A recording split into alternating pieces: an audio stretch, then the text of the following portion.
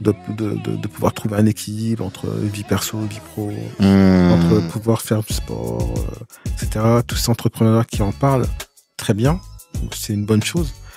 Mais je pense que, je suis convaincu qu'ils en parlent après avoir fait un succès. C'est-à-dire que, oui, quand ils ont vendu des boîtes, là, c'est plus facile de dire, il faut faire du sport. J'aurais dit, vous savez, là, papa, ça va, il y a une situation un peu confortable, il y a ci, il y a ça.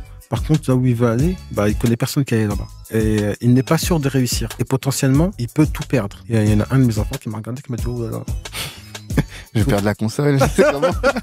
Il y a une base, contrairement à ce que pourraient penser tous les jeunes, il faut être salarié. Faut commencer par... à l'encontre de ce que disent tous les youtubeurs et autres, quoi. Il y a une phrase que tu m'as dit la dernière fois, je crois que c'est dans le dernier épisode ou c'était avant, t'as dit « la marche arrière est cassée ». Qu'est-ce que ça veut dire, ça? Ça veut dire simplement que je ne m'autorise plus à regarder en arrière, regarder ce qu'il y a avant. Tu vois, t'as parlé de 35 millions, mais pour toi, 35 millions, ça t'empêche pas de continuer de chercher encore à aller. Qu'est-ce qui s'est passé dans ta vie pour que t'aies cette vision-là, là?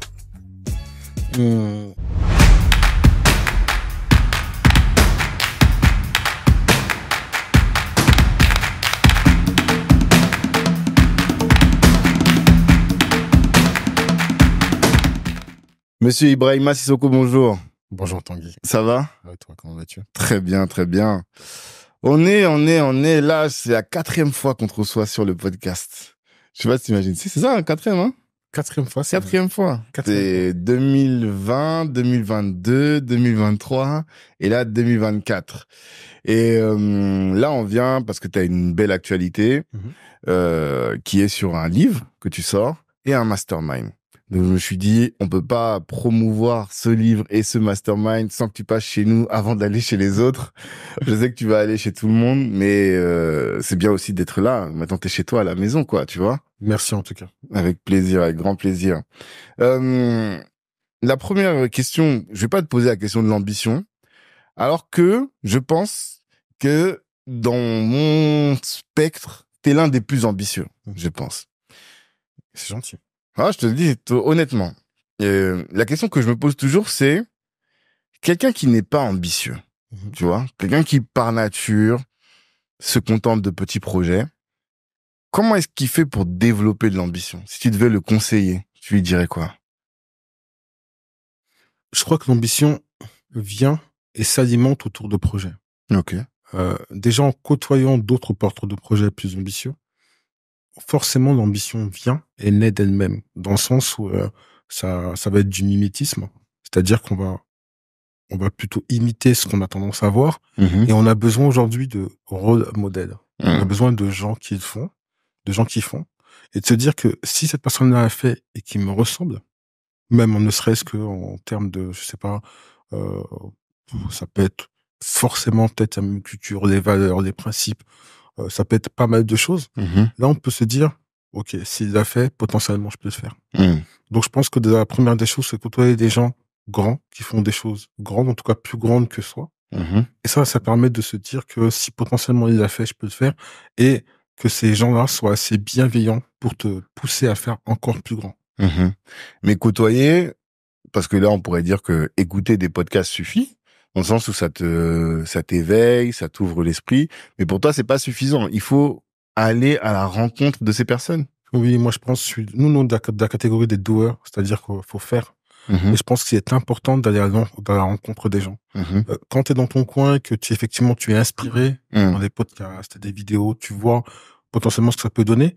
Mais c'est clair que quand il y a un rapprochement physique, là, tu vois que la personne est faite de chair et de sang comme toi, que forcément, il a mis en place des méthodologies, des moyens qui sont entourés d'un certain nombre de personnes avec des caractéristiques, des spécificités.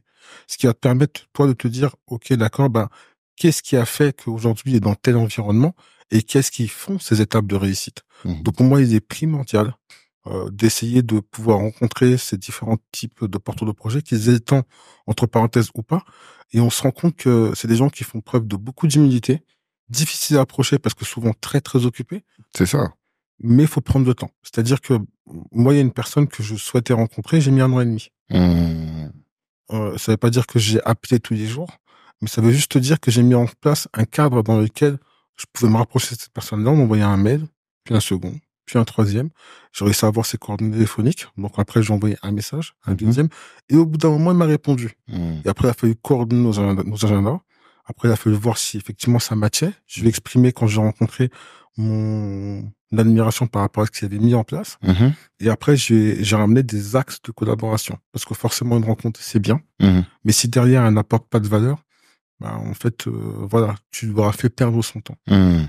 Et donc, c'était important pour pouvoir évoluer dans la suite et la continuité de ce que j'avais mis en place. Donc, on peut pas le faire avec tout le monde, mais je pense que c'est par étapes. Si demain, un basketteur a envie de rencontrer Michael Jordan, pardon, plutôt que de se dire que je vais rencontrer Michael Jordan, il y a peut-être d'autres basketteurs français que tu peux rencontrer, de grands nommés qui ont des grosses carrières, qui pourront t'aider à passer un step. Faut pouvoir se mettre en place une méthodologie de réussite et derrière programmer des étapes de réussite. Et c'est un indicateur. Donc, il faut aller à la rencontre. Et toi, comme tu l'as fait, c'était de prendre le temps, contacter régulièrement la personne et en te disant, je vais pas, ça va pas se faire du jour au lendemain, mais à un moment, ça va le faire.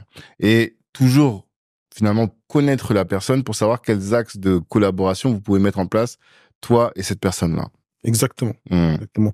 Je pense qu'il faut beaucoup miser sur le temps long. L'impatience tue. On a tendance, malheureusement, à être trop impatient ou se dire, bah, en fait, même si on veut des étapes de réussite, on se donne pas le temps. On se donne pas vraiment le temps. On se donne des 6 mois, 1 an et demi. Alors que toutes les grandes histoires sont construites sur des décennies. Je vais prendre l'exemple du créateur de l'iPhone et donc de l'iPod, qui lui a essuyé pas loin de 3 gros échecs sur une dizaine d'années avant de pouvoir enfin rentrer chez Apple, travailler aux côtés de Steve Jobs, qui était son idole, et finalement sortir l'iPod puis l'iPhone, qui sont devenus des succès mondiaux et internationaux. Donc, auparavant, il avait travaillé chez Philips. Ça s'était très mal passé. Il avait monté sa boîte, ça s'était très mal passé. Il a gardé, et quand tu regardes dans le livre qu'il a écrit qui s'appelle Build, tu vois qu'effectivement, il avait dessiné l'iPhone en 92. Ok. Donc, il y avait cette ambition-là déjà à l'époque, alors que le téléphone portable n'existait pas, que ce n'était qu'un concept. Il n'était qu'encore au téléphone de maison, qu'au téléphone manuel, avec des câbles téléphoniques partout. Se dire que ce serait bien si on avait la possibilité d'avoir un téléphone dans la poche, que celui-ci soit tactile et en capacité d'envoyer des mails. Tactile, déjà, il avait déjà imaginé ça? Il avait déjà imaginé dans le livre que le téléphone devait être tactile et en capacité de pouvoir envoyer des mails et potentiellement, alors qu'on était au balbutiement d'Internet, pouvoir se connecter sur Internet. Ça, c'est une vision qu'il a déployée et il a mis entre ce décès de 92 et le moment où, en fait, l'iPod a explosé, l'iPhone a commencé à se commercialiser, il a mis 12 ans. Donc, en fait, on a cette particularité, nous, où on veut réécrire la roue. C'est pas possible. Il faut suivre des étapes et se dire, si tu veux rentrer dans le cadre d'un projet, qu'est-ce qu'il va falloir que tu mettes en place dès le départ et pouvoir programmer des choses à court terme, moyen terme, puis long terme. D'accord. Ok. Tu as parlé de temps. Tout de suite, ça a éveillé une question pour moi. Mais avant de la poser, je vais quand même replanter un peu le décor et tu me diras si j'ai oublié quelque chose. Tu es Ibrahima Sissoko, tu as 44 ans maintenant. 44 ans, c'est ça. On dit toujours que tu es serial entrepreneur. Pourquoi serial entrepreneur? C'est parce que tu es dans différents projets, dans beaucoup de projets. À ma connaissance, 30. Mais... Ok, d'accord. Bon, on va dire que chaque année, on essaie d'évoluer. Ouais. C'est peut-être un peu plus. Un peu plus? Ouais, c'est un peu plus. Je pense que maintenant, le nombre importe peu. Ok. Ouais, là, le nombre importe peu. Mais l'important, c'est que je fais bien la différence entre opérateur économique, investissement et start-up. Opérateur économique, c'est des boîtes que j'ai cofondées avec des associés ou sur lesquelles on a la main. Et donc, on génère du chiffre d'affaires, on a des employés, etc. La partie investissement, c'est vraiment des boîtes auxquelles je crois, où j'y mets mon argent. Ça peut être des tickets qui vont de 10, 20, 30 à 50 000 euros. Et j'y apporte un peu d'expertise en termes de temps. Le temps limité. Je suis excité quand même de voir, en fait, comment ce projet peut évoluer, ce que je peux y apporter. Ça peut être du réseau, ça peut être au niveau du développement du business model, ça peut être des partenariats, peu importe. Et enfin, la partie start-up. Voilà. Aujourd'hui, effectivement, c'est une partie qui me tient à cœur parce que j'y mets pas mal de temps. Où là, je vais investir effectivement des capitaux, mais je vais faire investir des capitaux de différents clubs d'investisseurs avec lesquels je collabore. Et sur cette partie-là, je vais investir du temps. Et le groupe, au total, génère combien de chiffre d'affaires aujourd'hui? Bon, pour la partie opérateur économique, toute boîte confondue, on est aux alentours de 35-37 millions d'euros de chiffre d'affaires. D'accord. Oui, parce que les autres activités, c'est plus des choses qui sont encore lançantes. Et on en parlait avant en off, sur la partie startup, tu génères pas de chiffre d'affaires au départ, dans les 3 premières années. Oui, c'est ça, effectivement. Parce qu'en fait, dans la partie startup, il faut comprendre qu'il y a plusieurs phases en termes de développement et d'échelle de maturité produit et ou service. Et donc, généralement, jusqu'à la phase de série A, seed série A, la boîte n'est pas rentable. On a la phase de, on va dire, love money, la phase de pré-seed, seed, la phase de série A. Jusqu'à la série A, il est rare qu'on puisse, en tout cas, arriver au seuil de rentabilité, même si on peut commencer à générer du chiffre d'affaires. Et donc, faire preuve d'attractivité. Mais donc, tu as toutes ces activités. Nous, on te connaît, on sait que tu es très occupé. À quel moment tu as écrit un livre? C'est ça la question que je me pose depuis. Bon, pour le livre, l'histoire a commencé il y a plus de 2 ans. Ok. C'est que, à l'époque, je m'étais dit, il y a une chose, c'est que, ouais, on est parti d'un constat. Moi, mon constat, je me suis dit, jeune de la diversité, qu'est-ce qui a fait mon parcours, qu'est-ce qui a fait mes forces, qu'est-ce qui a fait mes faiblesses, et quel est le point commun que je retrouve dans l'ensemble des porteurs de projets que je rencontre. Et j'ai trouvé le manque de structuration et peut-être le manque de prise de recul par rapport à ce qui a été fait dans leur parcours et ce qu'il restait à faire. Moi, il a fallu que je me replonge dans mon parcours et je regarde comment j'avais été amené à faire une reconversion dans l'informatique et ensuite à être salarié, puis indépendant, avant de créer mon premier opérateur économique. Et c'est cette introspection qui m'a permis de me dire, si j'ai fait, d'autres peuvent le faire, il faut que je sois en capacité de pouvoir transmettre cette information-là, parce que je pense que c'est capital. Dans le sens où, aujourd'hui, moi j'ai des charges, la famille éloignée, etc. Je pense qu'on est à peu près tous dans le même cas et on a envie d'apporter de la valeur aux gens qui sont autour de nous et on a envie de pouvoir les aider à se développer. On a des rayonnements qui sont importants. On a une influence qui potentiellement, en tant que chef de famille, peut être importante. Et donc, pour pouvoir axer et programmer cette réussite, je pense qu'il faut passer par certaines étapes. Et quand je parle de réussite, je parle pas forcément de réussite financière. Donc, le concept riche avant d'entreprendre est né. Et de ce concept-là, j'explique comment positionner entre 4 murs. Je décide de changer de life. Je décide de pouvoir me dire, mais qu'est-ce qui a toujours fait, moi, mes appétences et ce auquel je crois. Et donc, à partir de ce moment-là, je me suis dit, d'accord, ce qui va être important de dire, c'est que c'est parce que je suis devenu salarié que j'ai pu par la suite, avec une expertise avérée, devenir indépendant et commercialiser, monétiser un savoir. Donc, pour moi, il y a une base, contrairement à ce que pourraient penser tous les jeunes, faut être salarié. Faut commencer tu vas à l'encontre de ce que disent tous les youtubeurs et autres, quoi. Après, moi, je parle de mon vécu et c'est ce que je conseille en tout cas à la plupart, enfin, à tous ceux qui souhaitent suivre un parcours je l'espère, au minimum similaire au mien, voire plus, parce que effectivement, je souhaite qu'on ait d'autres entrepreneurs, d'autres séries d'entrepreneurs qui créent de la valeur, qui créent des emplois, et j'espère n'être qu'un tremplin pour d'autres. Mais effectivement, pour moi, la première des choses, c'est qu'il faut être salarié, pas que pour l'aspect financier, mais également pour l'aspect soft skills, l'aspect hiérarchie, l'aspect communication. Pour toute cette partie-là, je pense que c'est important d'avoir cette base-là où on comprend comment travailler dans l'intérieur d'une équipe, comment faire pour créer de la valeur ensemble avec une vision déjà établie par une autre personne. On aura plus de facilité quand ce sera à notre tour de porter une vision, de la faire établir parce qu'on sera passé par cette étape-là. Donc, il était important pour moi de dire, OK, faut être salarié, acquérir de l'expérience, acquérir des appétences, des compétences, apprendre à se connaître.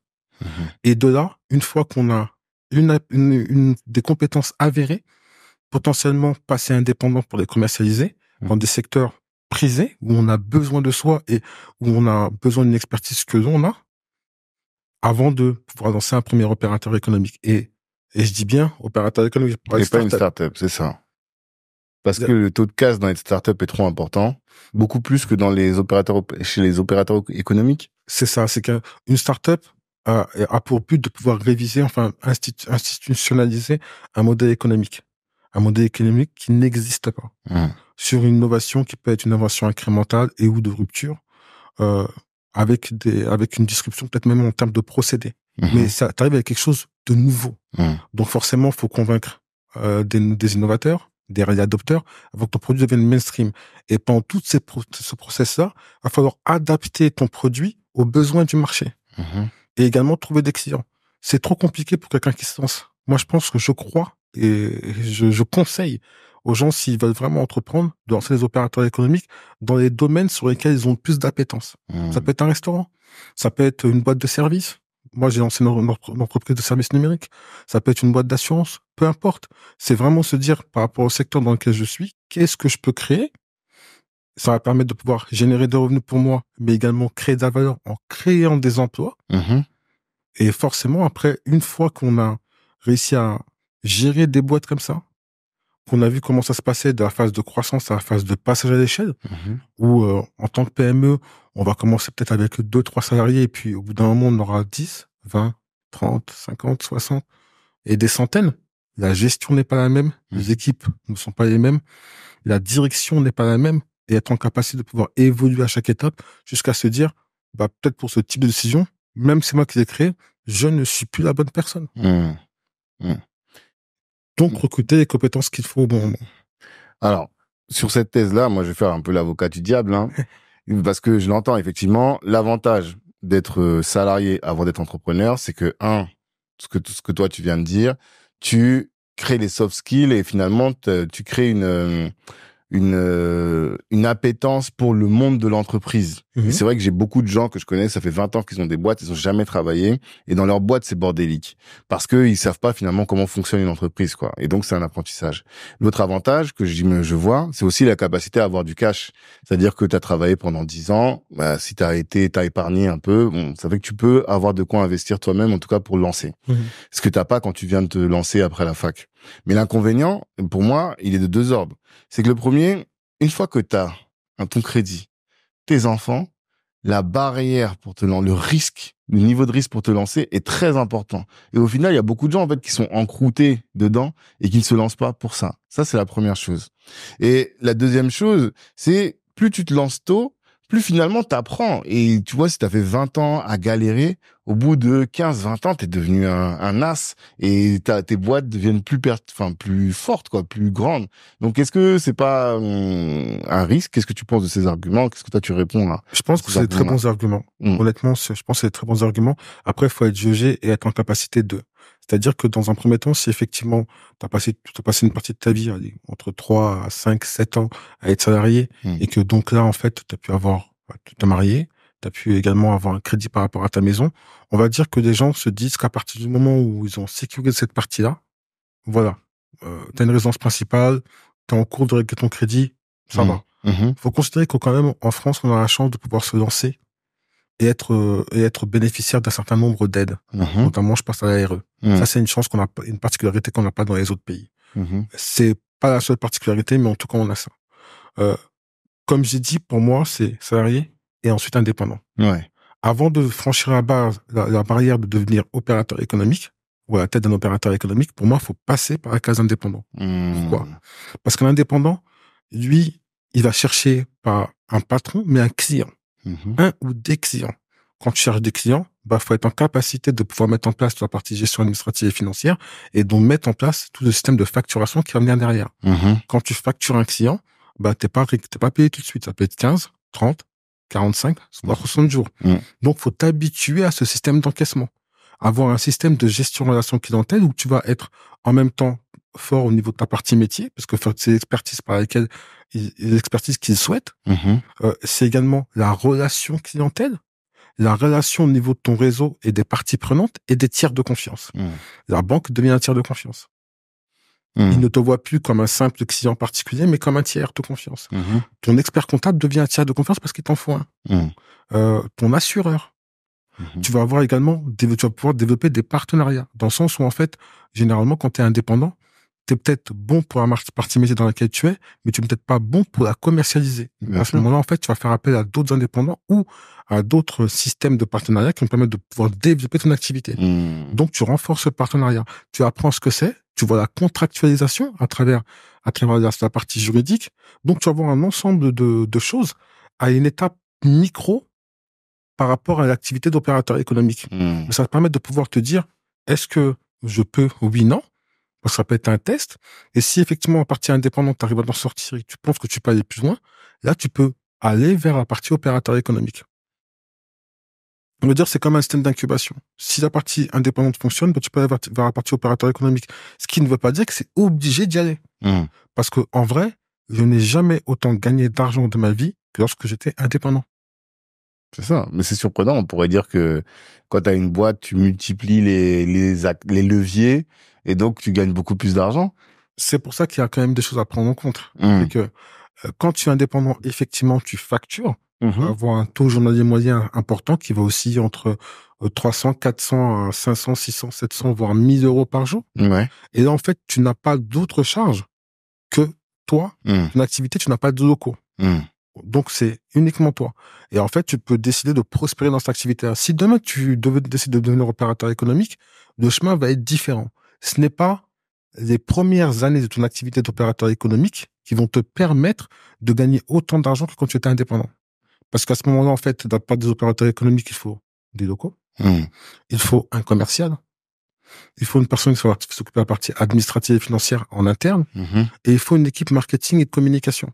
Donc ça, ça engendre des coûts qui doivent être rentabilisés par rapport à ton activité. Donc forcément, au début, tu vas investir non seulement ton temps, mais peut-être un peu d'argent pour pouvoir développer ton activité jusqu'au moment où tu vas arriver à un seuil de rentabilité. Qui dit seuil de rentabilité dit que l'activité te rapporte 0. Mais au moins, elle ne t'en coûte pas. Et à partir de là seulement, tu pourras te dire, OK, d'accord, dans mon plan, à partir de quand, moi, je pourrais me dire que cet opérateur économique est devenu plus rentable que lorsque j'étais indépendant. Le but étant bien évidemment que ça te rapporte 2, 3, 4 fois plus que lorsque tu étais indépendant. Ben oui. OK, ça c'est la logique qu'il faut et la logique qu'il y a. Après, bah, quand tu es Ibrahim Sissoko et que tu veux créer des boîtes, ouais, tu veux investir. Tu réinvestis. Et en fait, ce que tu dis, en 10 ans, on a parlé à plus de 1000 entrepreneurs. Et bien souvent, quand vous parlez avec les entrepreneurs, ils pensent tous que leur problème vient du manque de financement. Mais quand on les écoute, quand on écoute leurs problématiques, on comprend très bien que la vérité, la difficulté est ailleurs. Les entrepreneurs se plaignent du manque de cash. Premier trimestre en haut, deuxième trimestre en bas, troisième trimestre en haut. Et ça, c'est un problème de gestion de la trésorerie. Ils se plaignent aussi des relations avec les salariés. Ils ont du mal à transmettre leur savoir à tous leurs employés ou ils ont du mal à retenir les talents ou à choisir le bon talent pour la bonne tâche. Autre problématique qu'ils rencontrent, c'est cette difficulté qui consiste à savoir quelle décision prendre pour le bien-être de la boîte. Est-ce que j'ouvre cette boutique maintenant? Est-ce que je vais à l'international tout de suite? Quelle est la stratégie pour la pérennité de mon entreprise? Enfin, l'entrepreneur se plaint souvent de la solitude. Quand on est entrepreneur, on ne sait pas à qui on peut parler pour se confier sur les problématiques que l'on rencontre dans sa boîte. Pour tous ces problèmes, nous avons une solution, qui sont les Kali Business Club. Qu'est-ce que c'est? C'est des clubs privés dans lesquels on va apporter à l'entrepreneur la formation et les mentors pour lui permettre d'exploser le plafond de verre et de devenir véritablement un entrepreneur accompli et de dépasser ses limites. Qu'est-ce qu'on va faire dans ce cadre-là? On va faire des formations en matière de leadership, des formations en matière de gestion d'entreprise, en matière également de marketing et communication et de stratégie d'entreprise. À côté de ça, on organisera des dîners avec des entrepreneurs qui ont déjà réussi ce pourquoi en tant qu'entrepreneur vous vous battez tous les jours et qui sont à disposition pour vous mentorer. Qui peut intégrer le club? Il ne s'agit pas d'un club pour les créateurs d'entreprise. C'est un club pour les dirigeants, pour les entrepreneurs qui font déjà plus de 100 000 euros de chiffre d'affaires. Mais attention, il ne reste que 15 places et on démarre en octobre. Comment faire pour s'inscrire? Si vous voulez plus d'informations, allez dans la description du podcast et vous aurez tout pour savoir comment vous pouvez rejoindre ce club qui vous permettra, je le sais, grâce aux formateurs qu'on a sélectionnés, grâce aux mentors qui seront à votre disposition pour vous accompagner, eh bien, vous aurez toutes les clés pour pouvoir exploser le plafond de verre et déployer votre entreprise. Est-ce que tu dis que tu gagnes plus ou finalement tu gagnes moins, enfin tu gagnes autant mais tu as plus de charges? C'est ça surtout, non? Moi, je dirais que je gagne en vérité plus, mais de tous les côtés, dans tous les points de vue. Je m'enrichis de personnes. C'est-à-dire qu'aujourd'hui, j'ai des personnes autour de moi qui sont extraordinaires.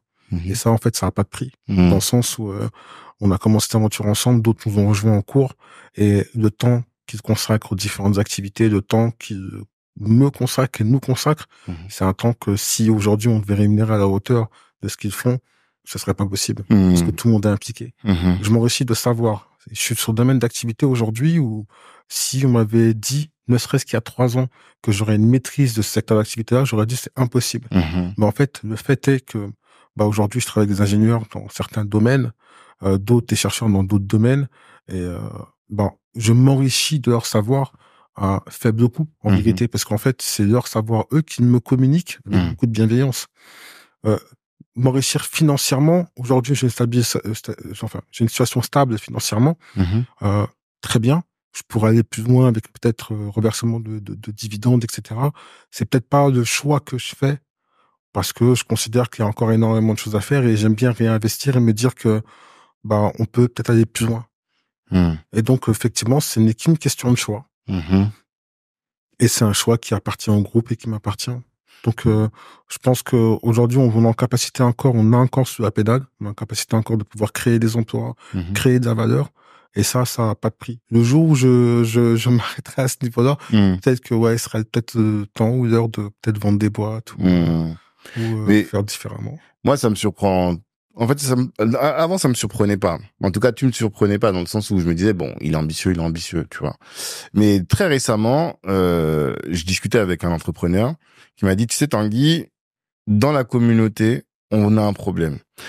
Et ce problème-là, c'est pas lié au fait qu'on soit noir ou quoi, c'est au fait que bien souvent, on n'est pas de familles qui sont très pourvues financièrement. Et ça engendre que quand on arrive à un certain succès économique, eh bien, on regarde à côté de nous, on voit finalement, on est plus aisé que les gens avec lesquels on a grandi, et finalement, on se dit, bon, c'est bon, on est arrivé. C'est-à-dire que la barrière, ou plutôt le plafond de nos attentes en termes de ressources, finalement, n'est pas très élevé. Et ça fait que, on parlait d'un gars qui fait, tu vois, 7 millions d'euros de chiffre d'affaires, qui est très bien financièrement. Et donc, il cherche plus à développer, en fait, tu vois. Et alors que on a besoin de personnes qui aillent chercher 100, 150, 200, 300, 400, 500 millions que je regarde, je suis le podcast Génération Do It Yourself, des gars qui font 100, 200 millions, il y en a beaucoup. Et je me suis dit, ça veut dire que notre problème, finalement, c'est que on va se restreindre en termes d'ambition. Qu'est-ce qui fait, et c'est là que je me suis posé la question, je me suis dit, mais qu'est-ce qui fait qu'il y ait des gars comme Ibrahima qui, eux, ils cherchent la lune, tu vois? Même s'ils ont, tu vois, t'as parlé de 35 millions, mais pour toi, 35 millions, ça t'empêche pas de continuer de chercher encore à aller. Qu'est-ce qui s'est passé dans ta vie pour que t'aies cette vision-là, là? 2 choses, je pense que, j'en ai beaucoup parlé, c'est la rencontre avec mon oncle. Dès très jeune, j'avais à peine 10, 11 ans. Et aujourd'hui, il a plus de 65 ans, mais il n'est pas en manque d'ambition. Maintenant, cette ambition, il les a revues et il vit à travers moi. C'est mon mentor. C'est-à-dire qu'en fait, régulièrement, j'ai au téléphone, on discute, et il m'aide beaucoup par rapport à peut-être pas mon domaine d'activité parce qu'il ne connaît pas trop, mais en termes de spiritualité, de conseils, je pense que c'est la bonne personne. Je dirais que aussi l'information.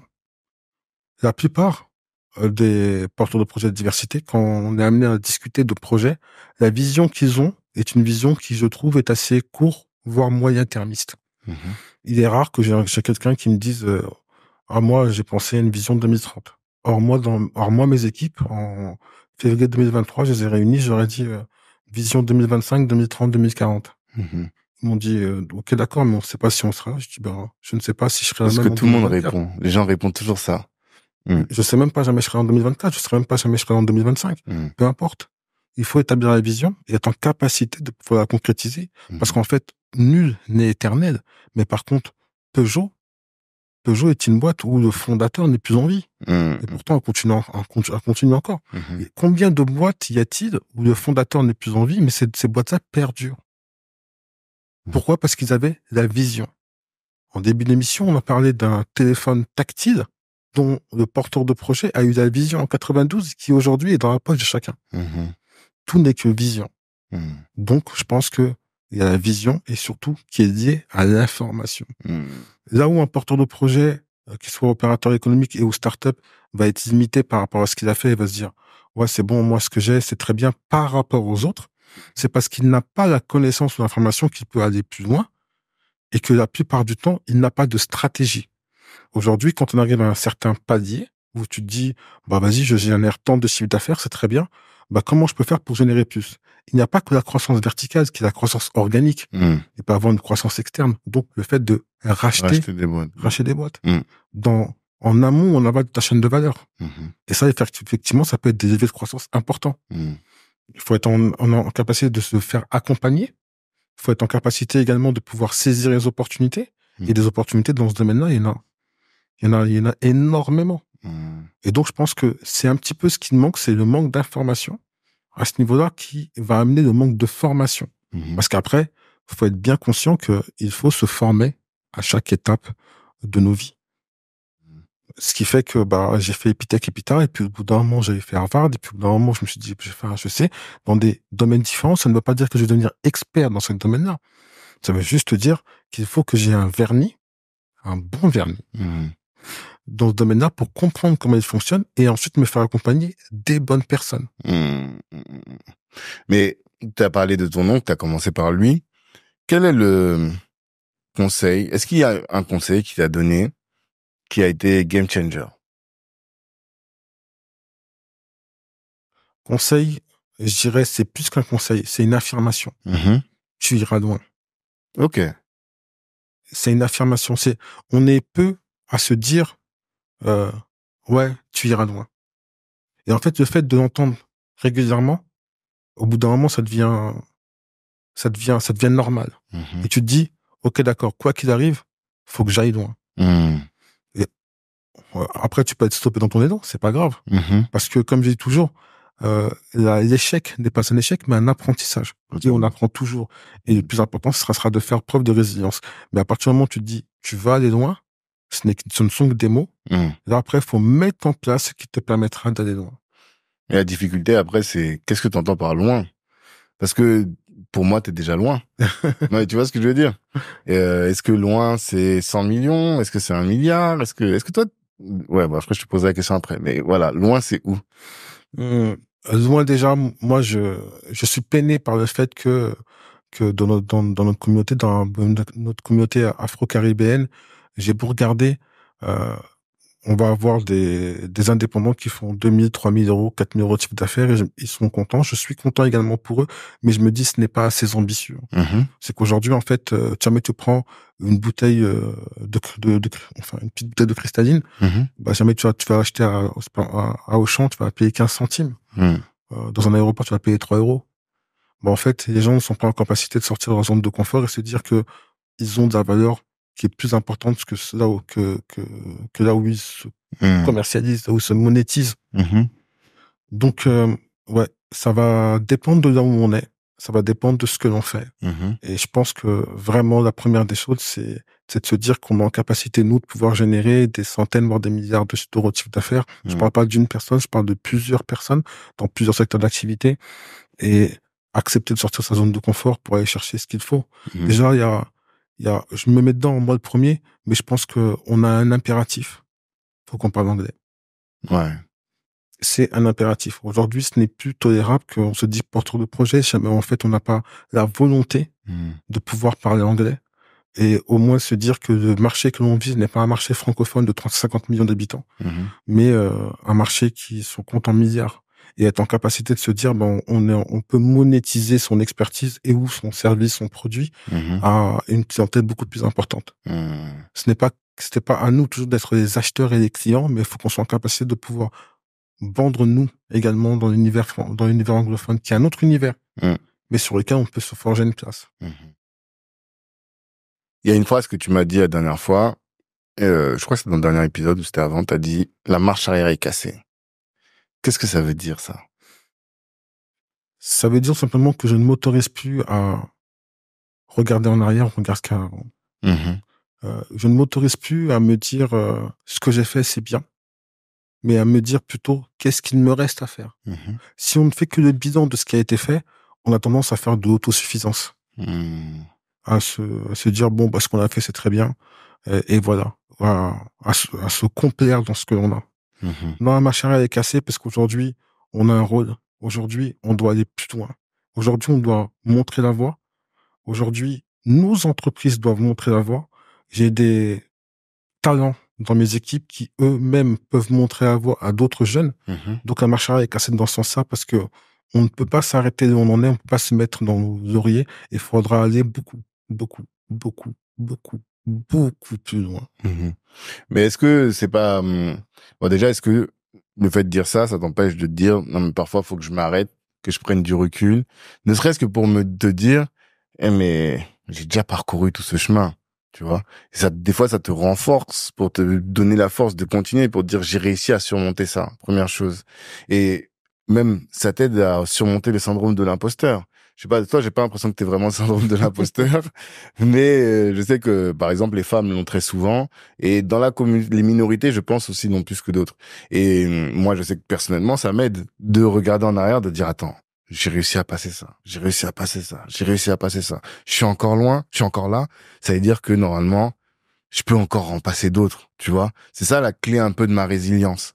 Et donc, dire que la marche arrière est cassée, ça t'empêche d'utiliser aussi tout ton fuel qui est derrière, non? Non, pas forcément, bien au contraire. Mhm. J'arrive quand même à faire preuve d'introspection. Mhm. Et en fait, faut pas regarder toujours le verre à moitié plein, ni le verre à moitié vide. Mhm. Faut justement trouver un équilibre. Et ça, c'est important de se dire, OK, d'accord, ma charrette est cassée. OK.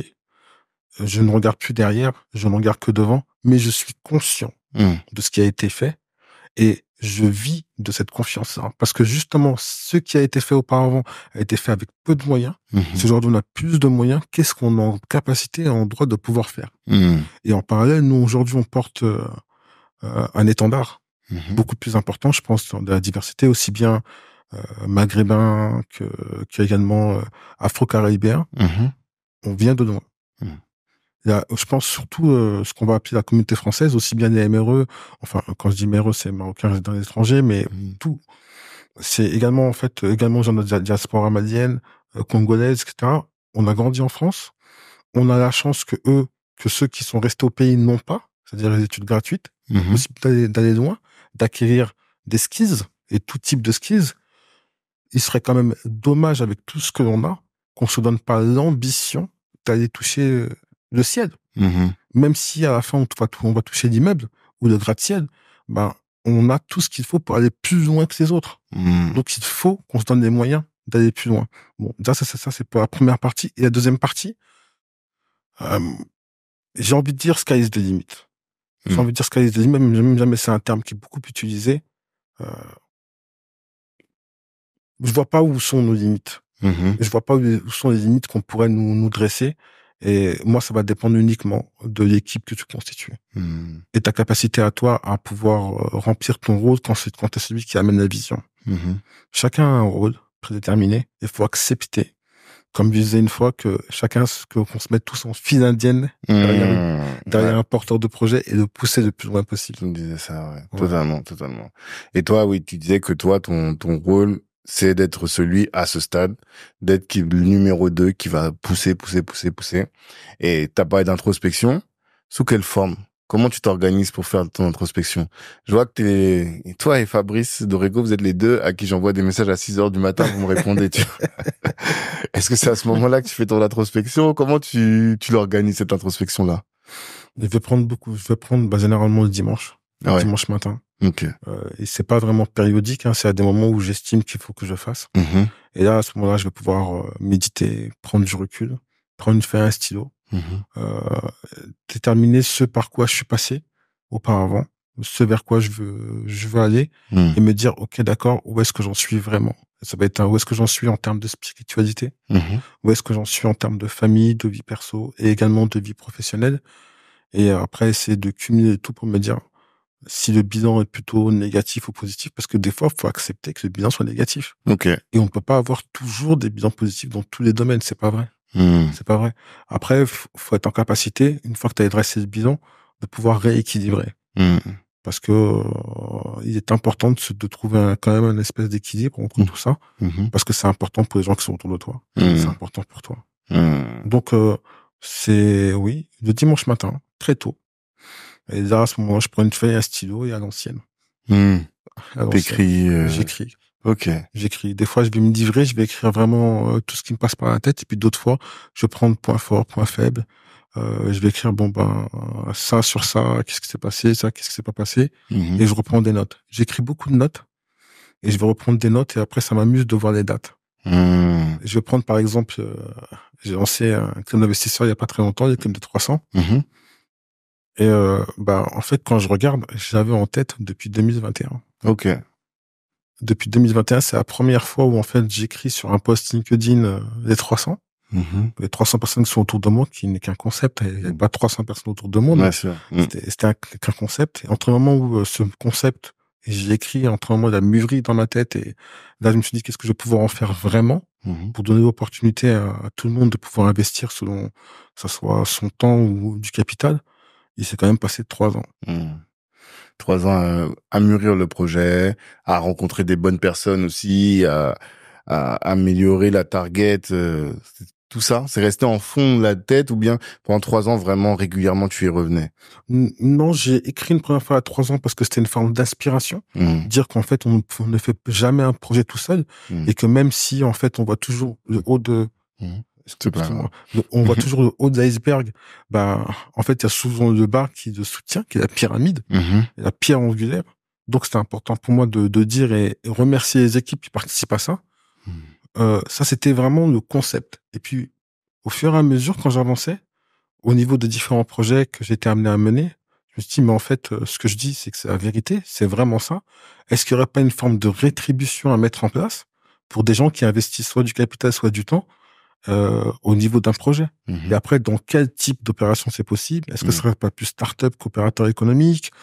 Donc, voilà. Et après, au fur et à mesure, ça se nourrit. Et un jour, je me dis, il y a la bonne formule. C'est ça.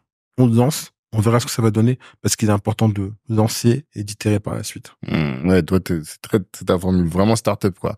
On y va, on ne réfléchit pas trop en amont. On lance et tu construis le parachute en même temps que t'es en train de tomber, quoi. Exactement. Mais pour le livre, là, t'as parlé de la partie méditation, introspection, mais le livre, lui, tu l'as rédigé à quel moment? Donc, de manière concrète. De manière concrète, très rapidement, au bout de 2 mois, j'avais sorti une première version. 2 mois? Mais 2 mois à travailler, parce que je dis ça parce que moi, j'ai une idée de livre, depuis. Et il est là. Il est dans ma tête. Un jour, il va sortir. Ouais, non. Et quand il va sortir, ça a commencé un petit peu en vacances. J'ai griffonné 3-4 lignes. Ok. Et puis, il y a un jour, j'ai écrit 3 pages. Et puis après, progressivement, ça venait. Ça venait. Après, j'ai essayé de m'y mettre régulièrement. J'ai même pris une formation pour écrire un livre. Ok. Que je n'ai pas suivi totalement. Et puis, après, c'est venu et j'ai écrit le gros, le cœur. Une fois que j'ai écrit le cœur, à ce moment-là, je me suis dit, voilà ce que j'ai à partager comme information. Et j'ai décidé de m'entourer d'une équipe. Et donc, il y avait Erika Delofre, que je salue. Également, Johan Boulard, Mamadou Berthet. Et j'aurais soumis une première version. Il était en relecture? En relecture. Ok. Et là, on m'a dit, c'est trop brut de pomme. Ah ouais? Ouais, c'était trop brut de pomme. C'était, faut faire ci, faut faire ça. Ce que t'as dit, c'est un guide, c'est pas un roman. Moi, je l'ai senti comme étant autobiographique, en tout cas quand tu lis 4e de couve. Mais en fait, non, toi, tu dis, c'est un guide que tu peux, avec des choses activables directement pour pouvoir te lancer. C'est ça. Pour moi, le passage à l'action est très, très important. C'est très important. Si jamais tu achètes ce livre en te disant que tu vas découvrir la vie d'Ibrahima Sissoko, franchement, désolé. Ça sera peut-être pour une prochaine fois, mais pas pour celle-là. D'accord. Moi, c'est un livre qui, pour moi, doit servir comme de support pour se dire, ok, d'accord, si demain je veux programmer ma réussite, qu'est-ce que je dois mettre en place? Ok. Voilà comment je vois. Et c'est ça qui a été le fil conducteur. Donc après, il y a des exemples pertinents de choses que j'ai faites, que j'ai vécues, qui permettent de pouvoir se projeter et de se dire, d'accord, ok, s'il a fait ça, il a vécu comme ça, c'est que potentiellement, peut-être je pourrais vivre comme ça. Mais au moins, c'est un retour d'expérience parce que je considère que pour apprendre, il y a 3 formes d'apprentissage. Il y a la formation théorique, il y a le retour d'expérience et la pratique. La pratique, tout le monde le sait, c'est la meilleure façon d'apprendre. Ouais. Mais si on peut vous éviter de faire certains apprentissages ou erreurs et d'aller droit au but, c'est un petit peu le but de ces livres-là. Donc, j'ai écrit souvent le soir, et puis au bout d'un moment, pendant 6 mois, j'ai stoppé. T'écrivais plus. J'écrivais plus. Je me suis dit, ouais, peut-être pas sortir maintenant. Et il n'y avait pas d'intérêt. Et puis, il y a peu de temps, j'ai ressorti. Et là, je me suis dit, c'est peut-être ce bon moment parce que je pense qu'à ce moment, je n'étais pas prêt. Peut-être que le livre était prêt, lui, mais moi, j'étais pas prêt. J'étais pas prêt à quoi? Bah, parce que, en fait, ce n'est que le tome 1. Parce que ce n'est qu'une première étape pour moi.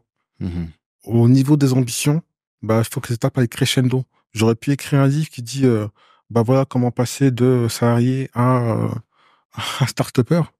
Ça aurait été trop long. Et ça n'aurait pas été adapté au public que je vise.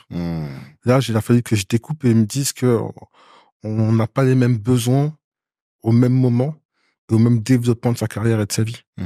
Donc, revu mes ambitions à la baisse et me dire, bah, aujourd'hui, ce que j'écris, c'est pour des gens qui potentiellement ont été salariés et ou indépendants et qui souhaitent peut-être passer une autre étape ou qui se posent des questions.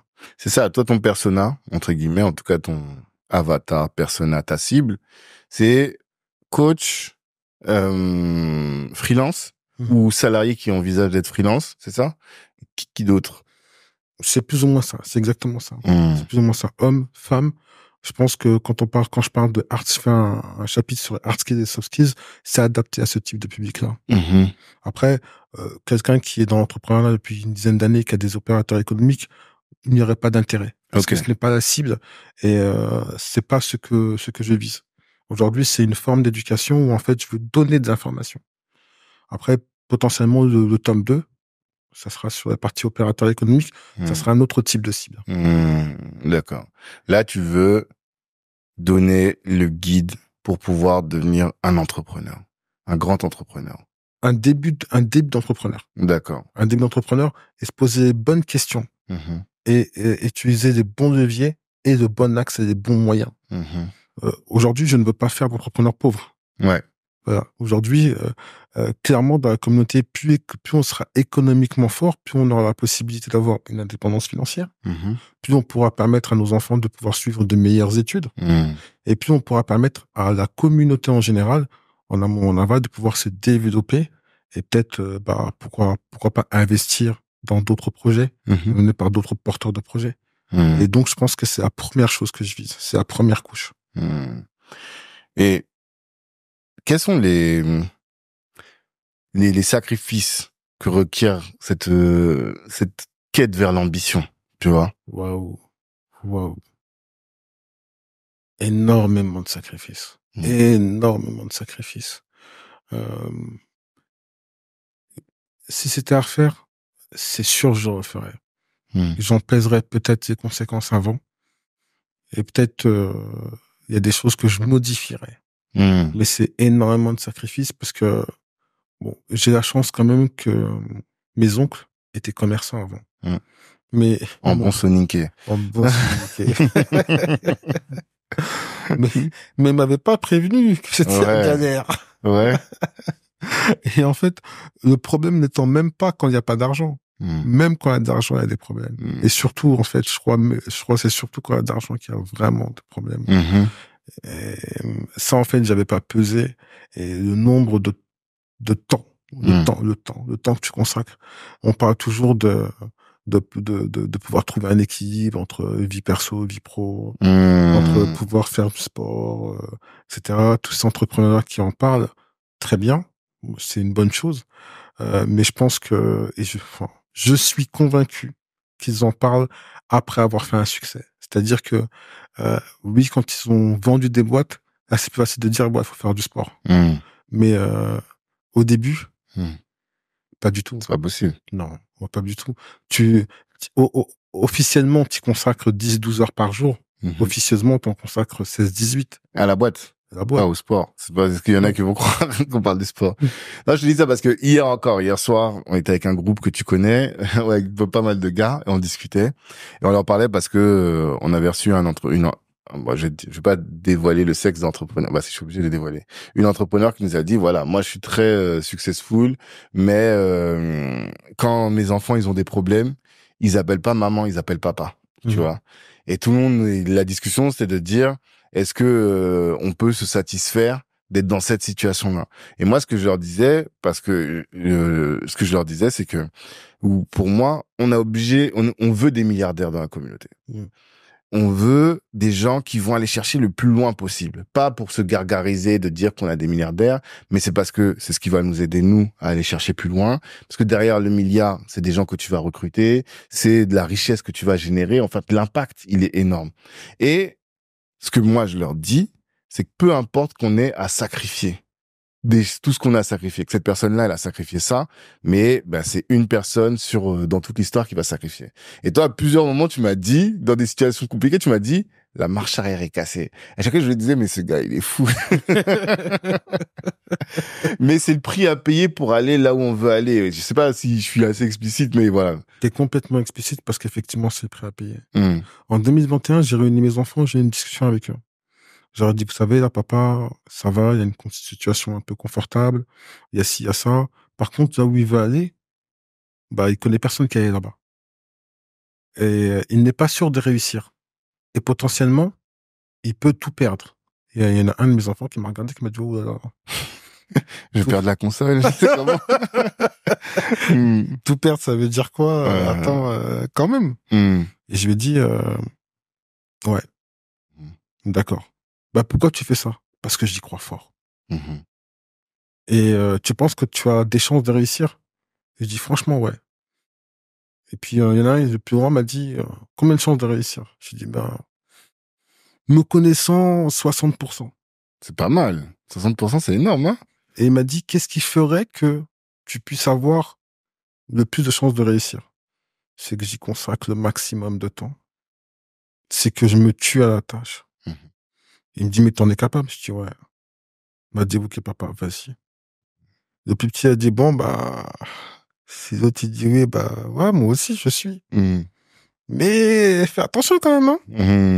Et là, en fait, cette capacité-là à se dire qu'on va y aller, ce n'est même pas une question financière. C'est parce que justement, il fallait qu'on puisse porter un porteur de projet de la diversité jusqu'à ce niveau-là. C'est Namix. Et j'ai été prêt à me tuer pour Namix. Mais vraiment, ça veut dire tout mettre. Et j'y ai mis toutes mes forces. Ça veut dire en fait aussi bien côté investisseur qu'en côté temps, que côté équipe. J'ai réuni les meilleurs que je pouvais à cette époque-là. Et j'aurais dit, qu'est-ce qu'on fait? Comment on fait?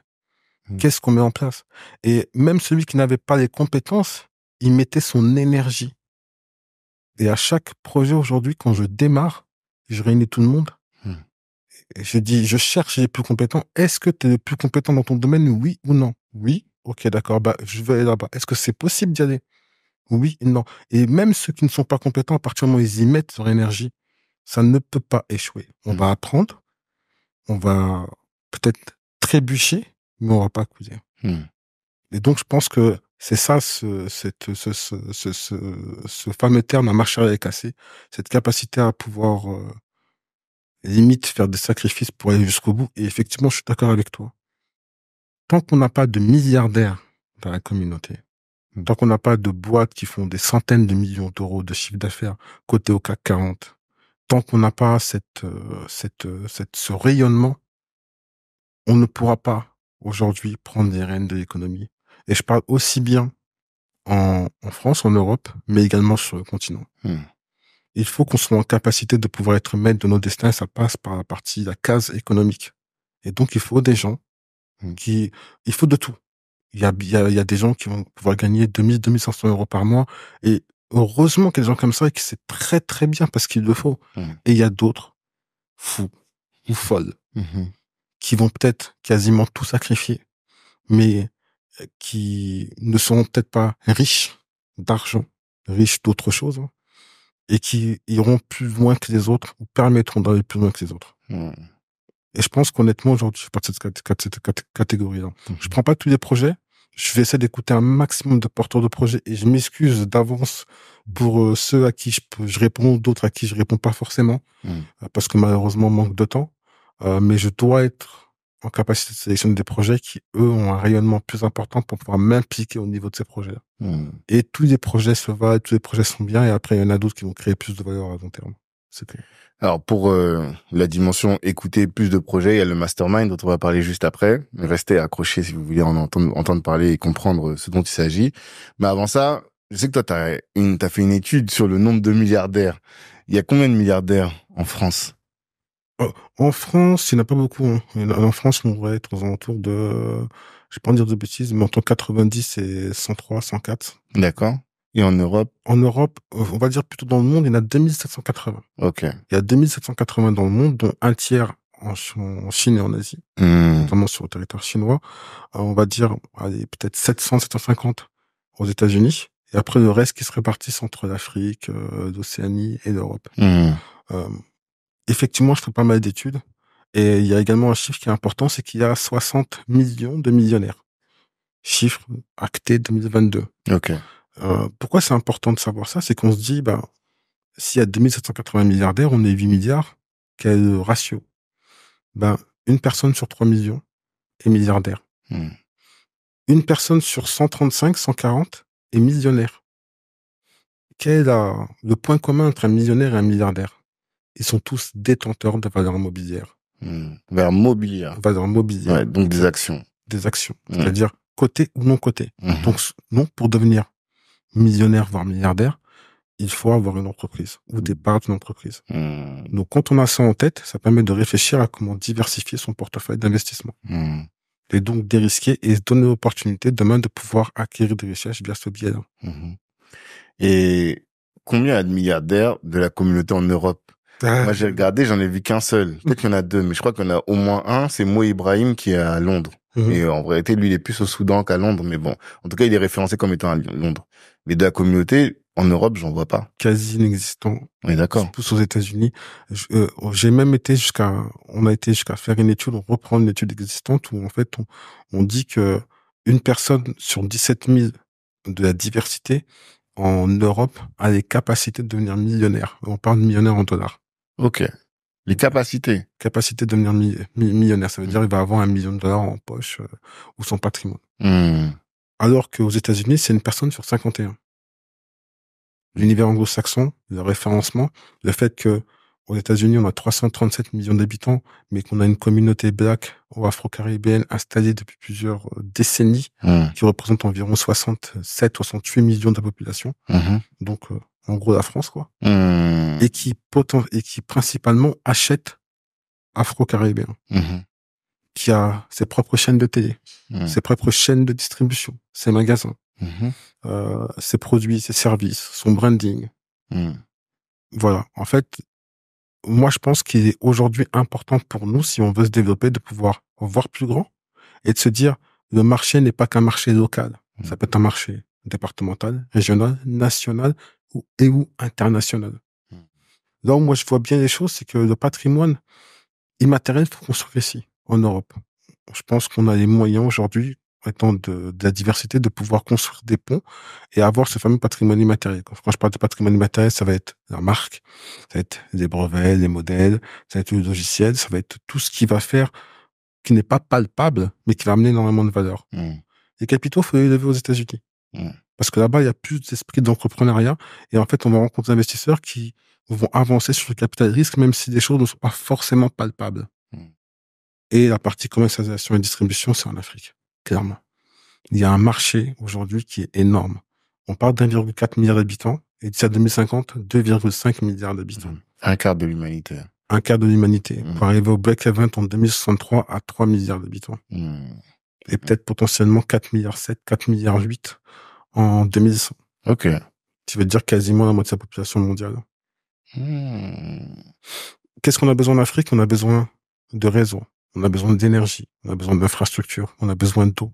on a besoin de médecine, on a besoin d'éducation, on a tous les besoins. Mais le premier élément sur lequel il faut se fixer, c'est les éléments de base. C'est-à-dire que sans énergie, on fait quasiment rien. Et le continent est électrifié aujourd'hui à hauteur de 51%. Des zones électrifiables. Ce qui veut dire qu'en vérité, le continent est électrifié à hauteur de 16%. De toute la zone, quoi. Toute la zone. Donc, il y a énormément de besoins à ce niveau-là. Et on a la chance, comme il y a, d'avoir certains pays porteurs, comme l'Afrique du Sud, l'Égypte, le Maroc, le Nigeria, qui aujourd'hui accueillent des événements internationaux. Par exemple, on va avoir la Coupe du Monde au Maroc en 2030. Ouais. C'est un événement qui est important, qui va gagner du monde. Et la CAN avant. Hein. Et la CAN en 2025. 2026, ça a été. Ah, ils ont déplacé, ouais. C'est important parce que ça va gagner du monde. Ça permet de pouvoir amener du tourisme sur le continent africain, là où, par exemple, quand on demande à un Américain s'il connaît Paris, il dit ouais, si, c'est un beau pays. Parce qu'ils ne sortent pas de chez eux. Donc, c'est l'occasion, en fait, de faire briller le continent. On traverse quelques pays. Et en fait, faut se jouer de ça, pouvoir faire connaître ce continent africain et commencer à avoir des industries en Afrique qui vont pouvoir exporter à l'étranger. Mais la difficulté, sur tous les secteurs que tu as évoqués, réseau, infrastructure et autres, c'est que c'est des secteurs qui demandent énormément de capitaux. Et on n'est pas forcément bien doté en capitaux. Et tout à l'heure, on en parlait en off, tu as dit, mais il y a trop d'argent en circulation. Enfin, je pense que tu vas dire que c'est vrai, mais qu'est-ce que tu peux nous dire sur ça? Il y a énormément d'argent, mais à des stades de maturité différents. C'est-à-dire qu'aujourd'hui, il y a trop d'argent sur les marchés financiers, mais à des stades de maturité différents. Si on part de la phase de, on va dire, d'idéation, qui correspond à la phase de love money, il n'y a pas trop d'argent. Si on parle de la phase de prototypage, il n'y a pas trop d'argent. Si on parle d'une phase de maturité où on commence à générer du chiffre d'affaires et on veut faire un passage à l'échelle, il y a trop d'argent par rapport au nombre de projets qu'il y a. Ok. Sur des phases de projets d'industrialisation, il y a trop d'argent par rapport au nombre de projets qu'il y a.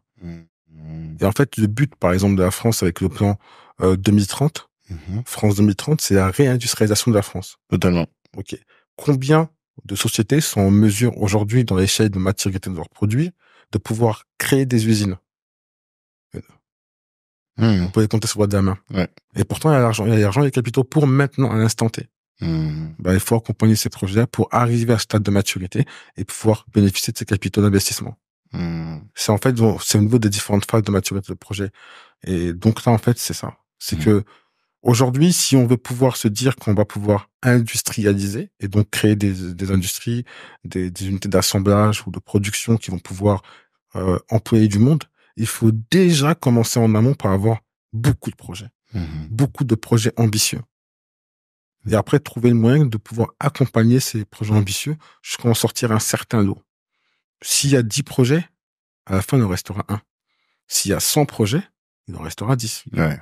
Mais pour avoir ces 100 projets-là, il faut que on mette en place des écosystèmes et des mécanismes. Tout à l'heure, on en parlait en off. On parlait du fait que dans la communauté, il n'y a pas de leveur de fonds. Ouais. Et contrairement à ce qu'on peut penser, je ne cherche pas des leveurs de fonds en phase de série A ou de série B, pas du tout. Je cherche des leveurs de fonds qui vont se spécialiser en love money.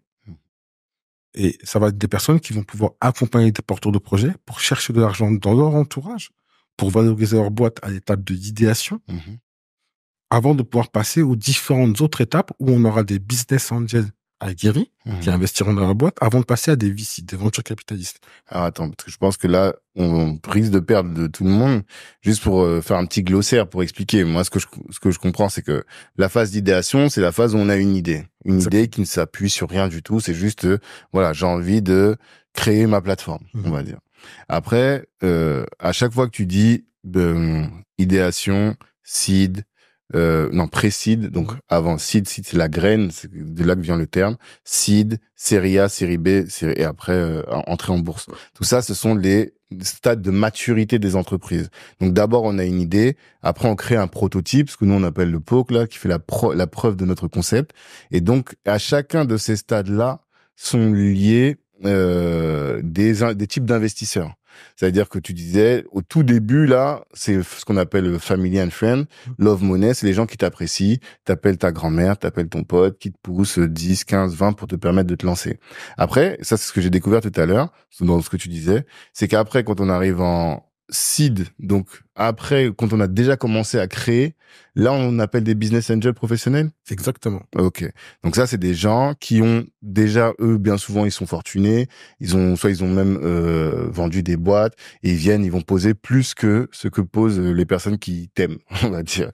Et ce qui est intéressant, c'est que ça te permet toi de définir la valorisation de ta boîte. Ça, c'est toi qui maîtrises mieux ce sujet. Je te laisserai revenir là-dessus.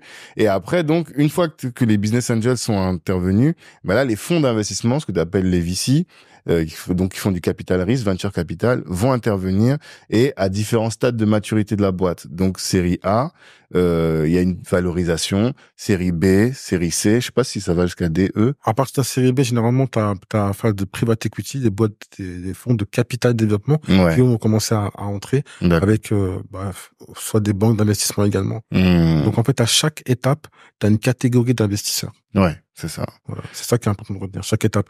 Et donc, des personnes qui aujourd'hui sortent des projets et se disent, bon, moi, je fais avec les moyens du bord. Donc, je vais, parce que j'ai des compétences en tant que développeur, je vais faire mon application et puis j'irai chercher les capitaux après, font une erreur. Pourquoi? Parce que quand leur POC est sorti, enfin, leur prototype, on va dire.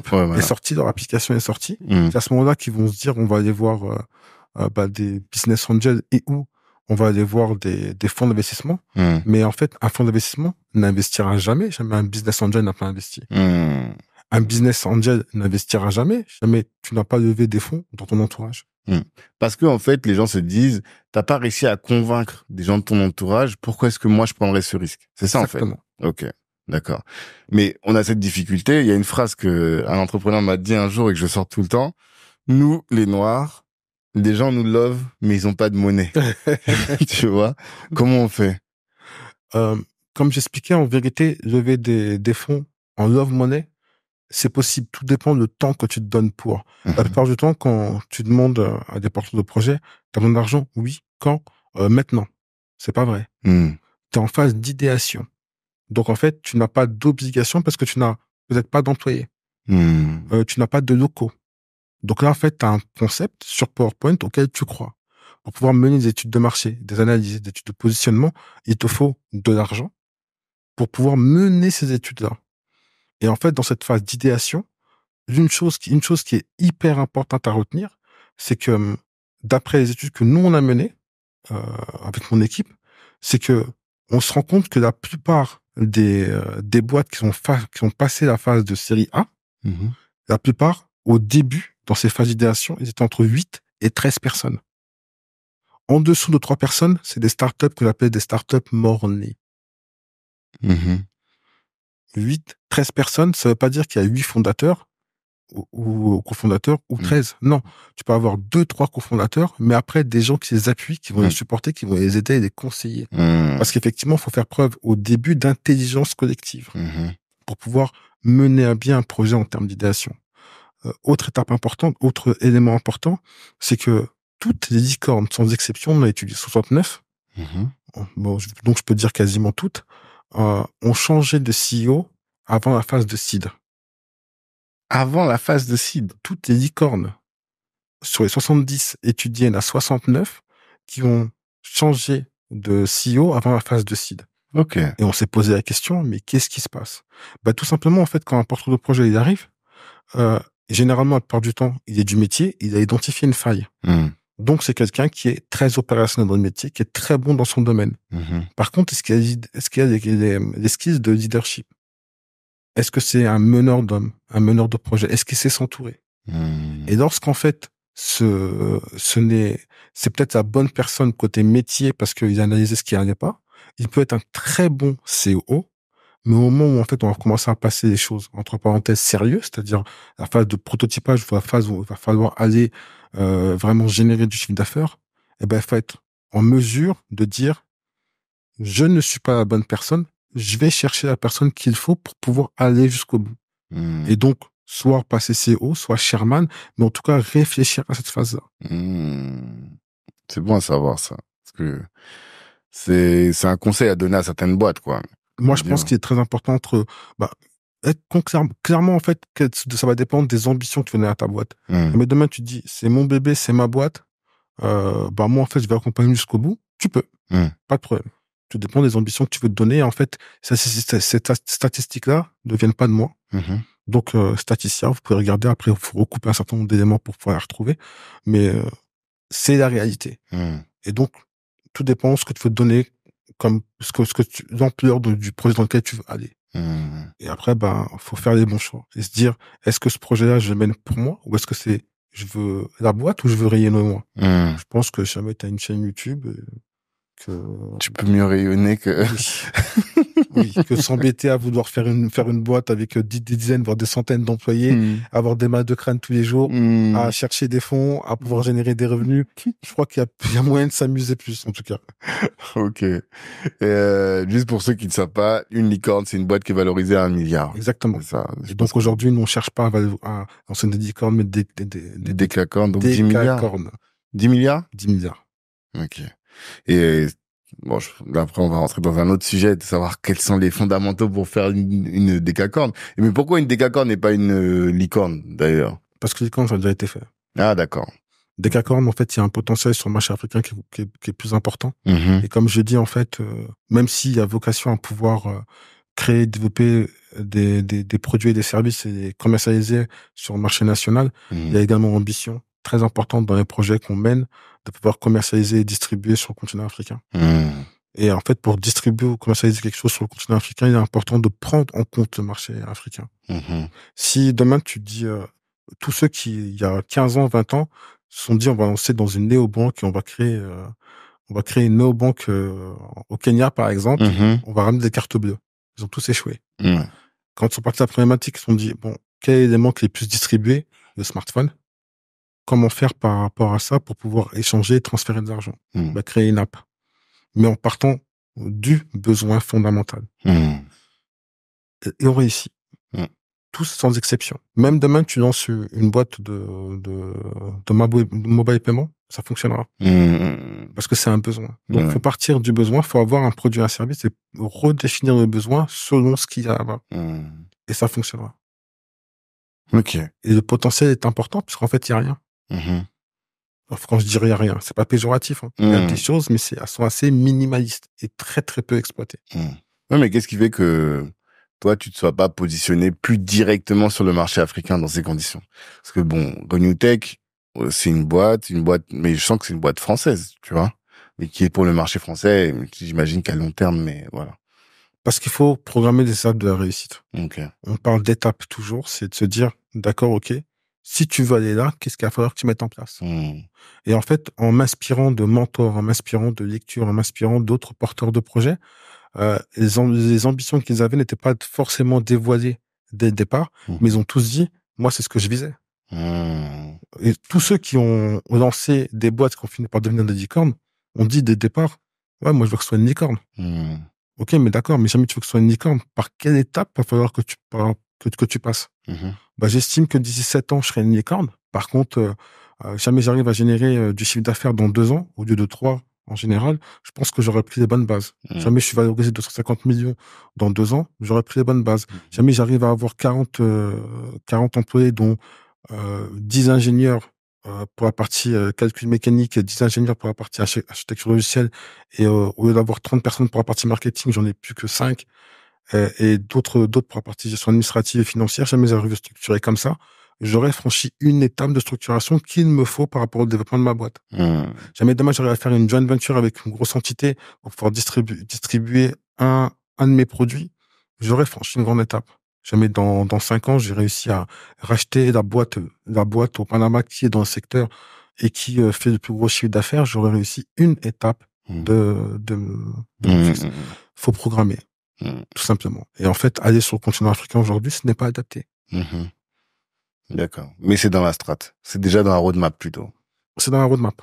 C'est la roadmap qui a été dressée avec Laurent. D'accord. Forcément. Parce que pour rappel, Renewtech, c'était parti d'un constat, c'était le fait que parce que lui avait équipé lors d'un mariage des générateurs, hein. C'était un groupe électrogène qui était alimenté au diesel et que ça avait intoxiqué les gens, que là, en fait, il s'est dit, il faut absolument faire quelque chose. Donc, forcément, sa problématique de départ, elle est liée au continent africain. C'est vrai. Il est logique que par la suite, on puisse trouver un moyen de remplir cette problématique. On est passé par la France parce qu'il y a des besoins sur le territoire national et également des besoins internationaux, hein, aussi bien aux États-Unis qu'au Moyen-Orient, parce qu'on est vraiment sur le marché du CLC, hein, chauffage, ventilation, climatisation. Donc, il y a des gros besoins, mais il faut pas oublier le cœur. Faut qu'on arrive à trouver une solution pour le continent africain. D'accord. Et j'invite toute l'audience à écouter l'épisode qu'on a fait avec Laurent Mendy. J'ai pas le numéro en tête, mais si vous tapez Laurent Mendy Kalimandjaro sur n'importe quel moteur de recherche, vous devez trouver l'épisode. Il explique comment il se prépare à l'ascension du Kalimandjaro, qu'il a réussi d'ailleurs. Il est rentré, moi j'y croyais pas, mais il est rentré en un morceau. Donc, en tout cas, vous pourrez retrouver l'information. Donc on a parlé du livre. Le livre est disponible déjà parce que j'allais chercher sur Google, j'ai pas trouvé. Hein. Il arrive. Ok, d'accord. Bon, est-ce que tu penses que d'ici lundi il sera prêt? Yes. Ouais. Ok, on pourra mettre le lien alors. Donc oui, ça c'est la première étape, c'est le livre. Le livre, si vous êtes coach, si vous êtes freelance, et si vous vous projetez à devenir freelance, voilà, c'est un livre qui est pour vous, qui va donner un guide. Combien de pages? 140 pages que vous pouvez lire cet été pour vous préparer votre ambition. C'était quoi la tagline, t'as dit tout à l'heure? T'as parlé d'ambition dans le sous-titre, c'est ça? Programmer son ambition, programmer sa réussite. Ouais, programmer son ambition et sa réussite. À côté de ça, tu crées un mastermind. Pourquoi? T'as le temps de parler avec les gens encore? Pourquoi? Parce que c'est important de transmettre. C'est important de transmettre, que je me dis, cette accumulation de savoir que j'ai aujourd'hui, c'est dommage qu'elle reste qu'entre nous et que en fait, elle ne bénéficie pas aux autres. Donc, je me dis, il faut transmettre et s'appuyer sur des leviers. Donc, ce mastermind, c'était la possibilité de pouvoir être proche des gens, parce que je suis énormément sollicité. On me demande d'accompagner et des fois, on me demande d'investir. Des fois, on me dit, non, je veux juste que tu me consacres un peu de temps.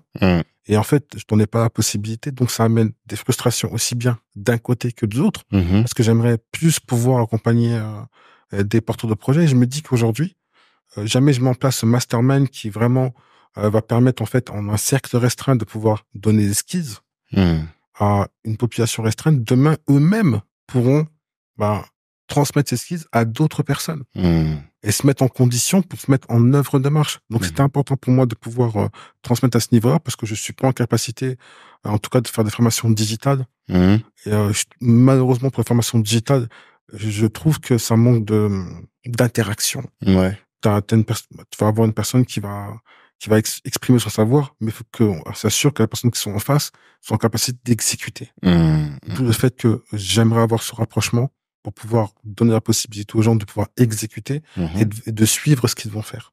Donc, cette proximité qui est importante pour moi par rapport au mastermind. Et puis, en parallèle, je parlais d'écosystème. Pour moi, il est important de pouvoir donner la possibilité à des personnes de pouvoir devenir leveurs de fonds.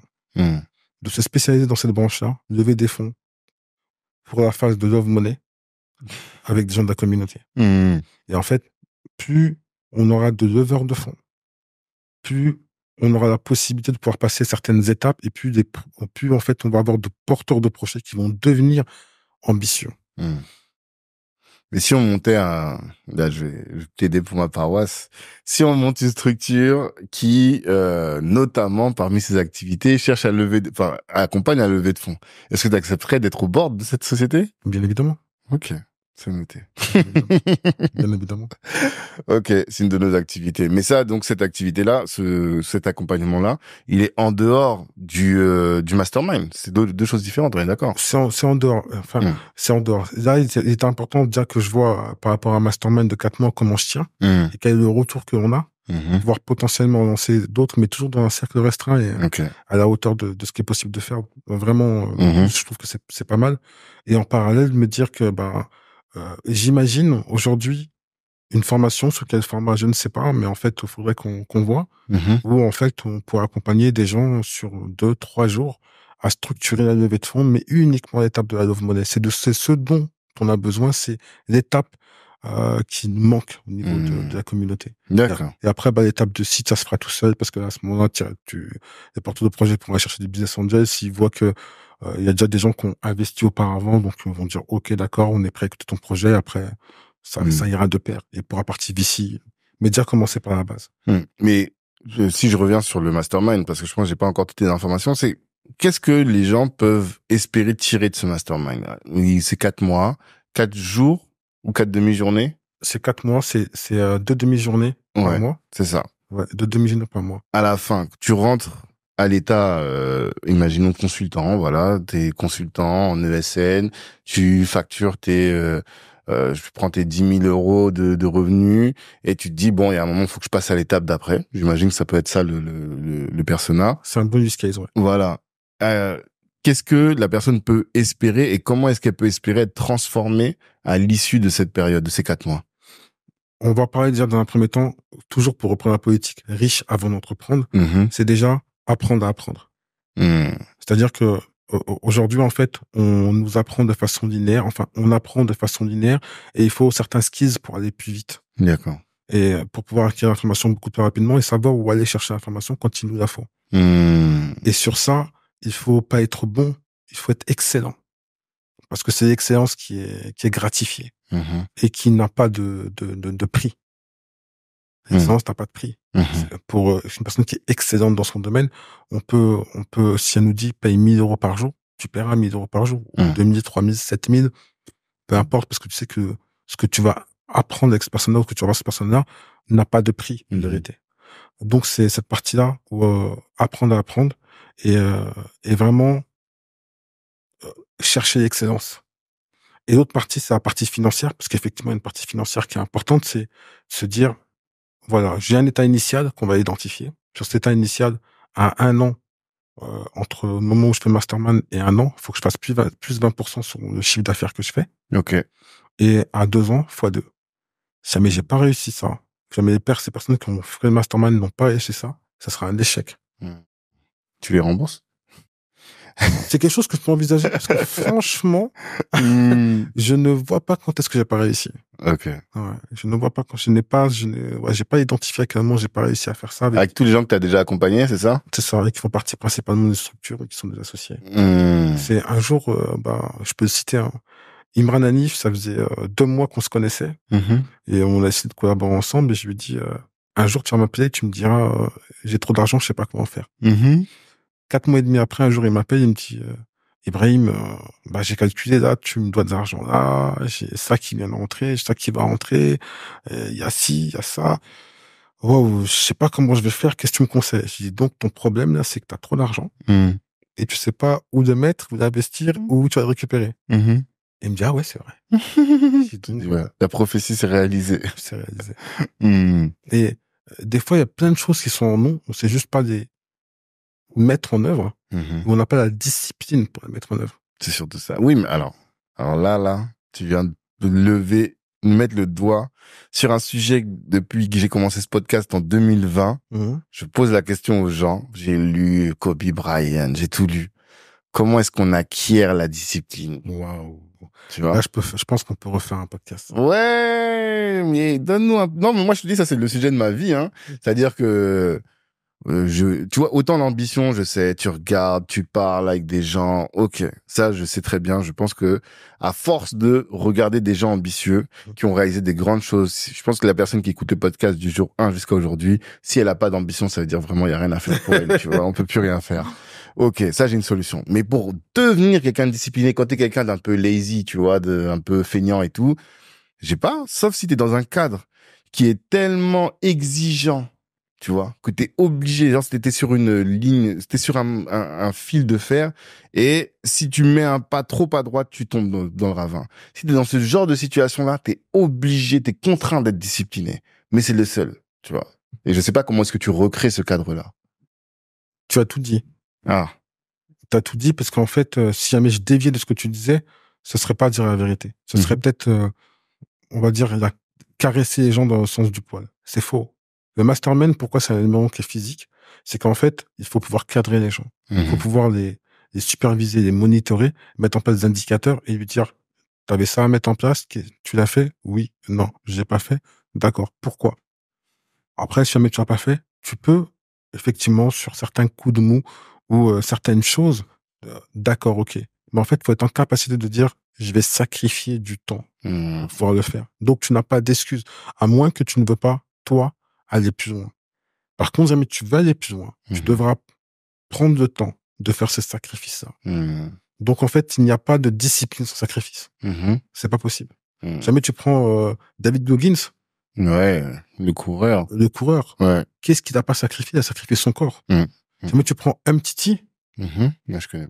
Le joueur de foot? Le joueur de foot. Ah oui, ok. Il a dit à la Coupe du Monde, ils lui ont dit de monter de rentrer sur le terrain. Et il savait que s'il rentrait sur le terrain, potentiellement sa carrière au Barça, ce serait compliqué. Potentiellement, il ne pourrait pas jouer pendant longtemps parce qu'il avait un problème aux adducteurs et à la cheville. Il a accepté de faire ça parce que c'était la Coupe du Monde. Il me dit, mais tu me parles de Barcelone, tu peux me parler de Real Madrid, tu peux me parler du PSG. Très bien. C'est des clubs. Je sors d'ici, des clubs, je vais en trouver. Mais la Coupe du Monde, combien de fois dans ma vie j'aurai l'occasion de pouvoir participer à une Coupe du Monde et peut-être même la gagner. Et c'est là qu'il a mis le but. Il a visualisé son but. Voilà. Et il a fait pour ça des sacrifices. Après ça, MTT, sa carrière, c'était compliqué. Mais accepter de faire ce sacrifice-là. D'accord.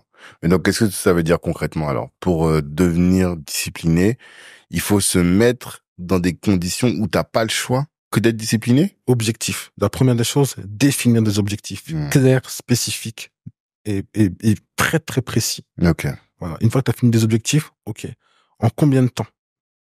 Est-ce que tes objectifs sont réalisables? Oui, non. Est-ce que tes objectifs, tu as la possibilité de les mesurer? La méthodologie SMART. Une fois que tu as mis en place ça, après, il faut des OKR, une résout. Et après, tu mets en place des indicateurs. Et après, tu suis. Et petit à petit, tu remplis des étapes.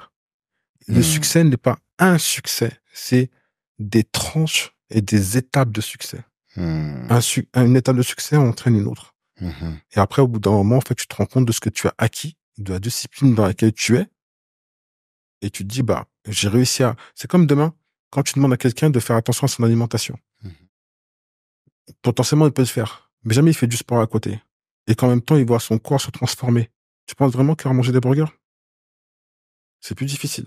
Il voit son corps se transformer, il voit l'aisance qu'il a quand il se lève le matin, la patate qu'il a, il voit l'énergie qu'il a, il voit tous les efforts, les sacrifices qui ont été faits. Manger un burger, ça se réfléchit à 2 fois. Là, c'est pareil.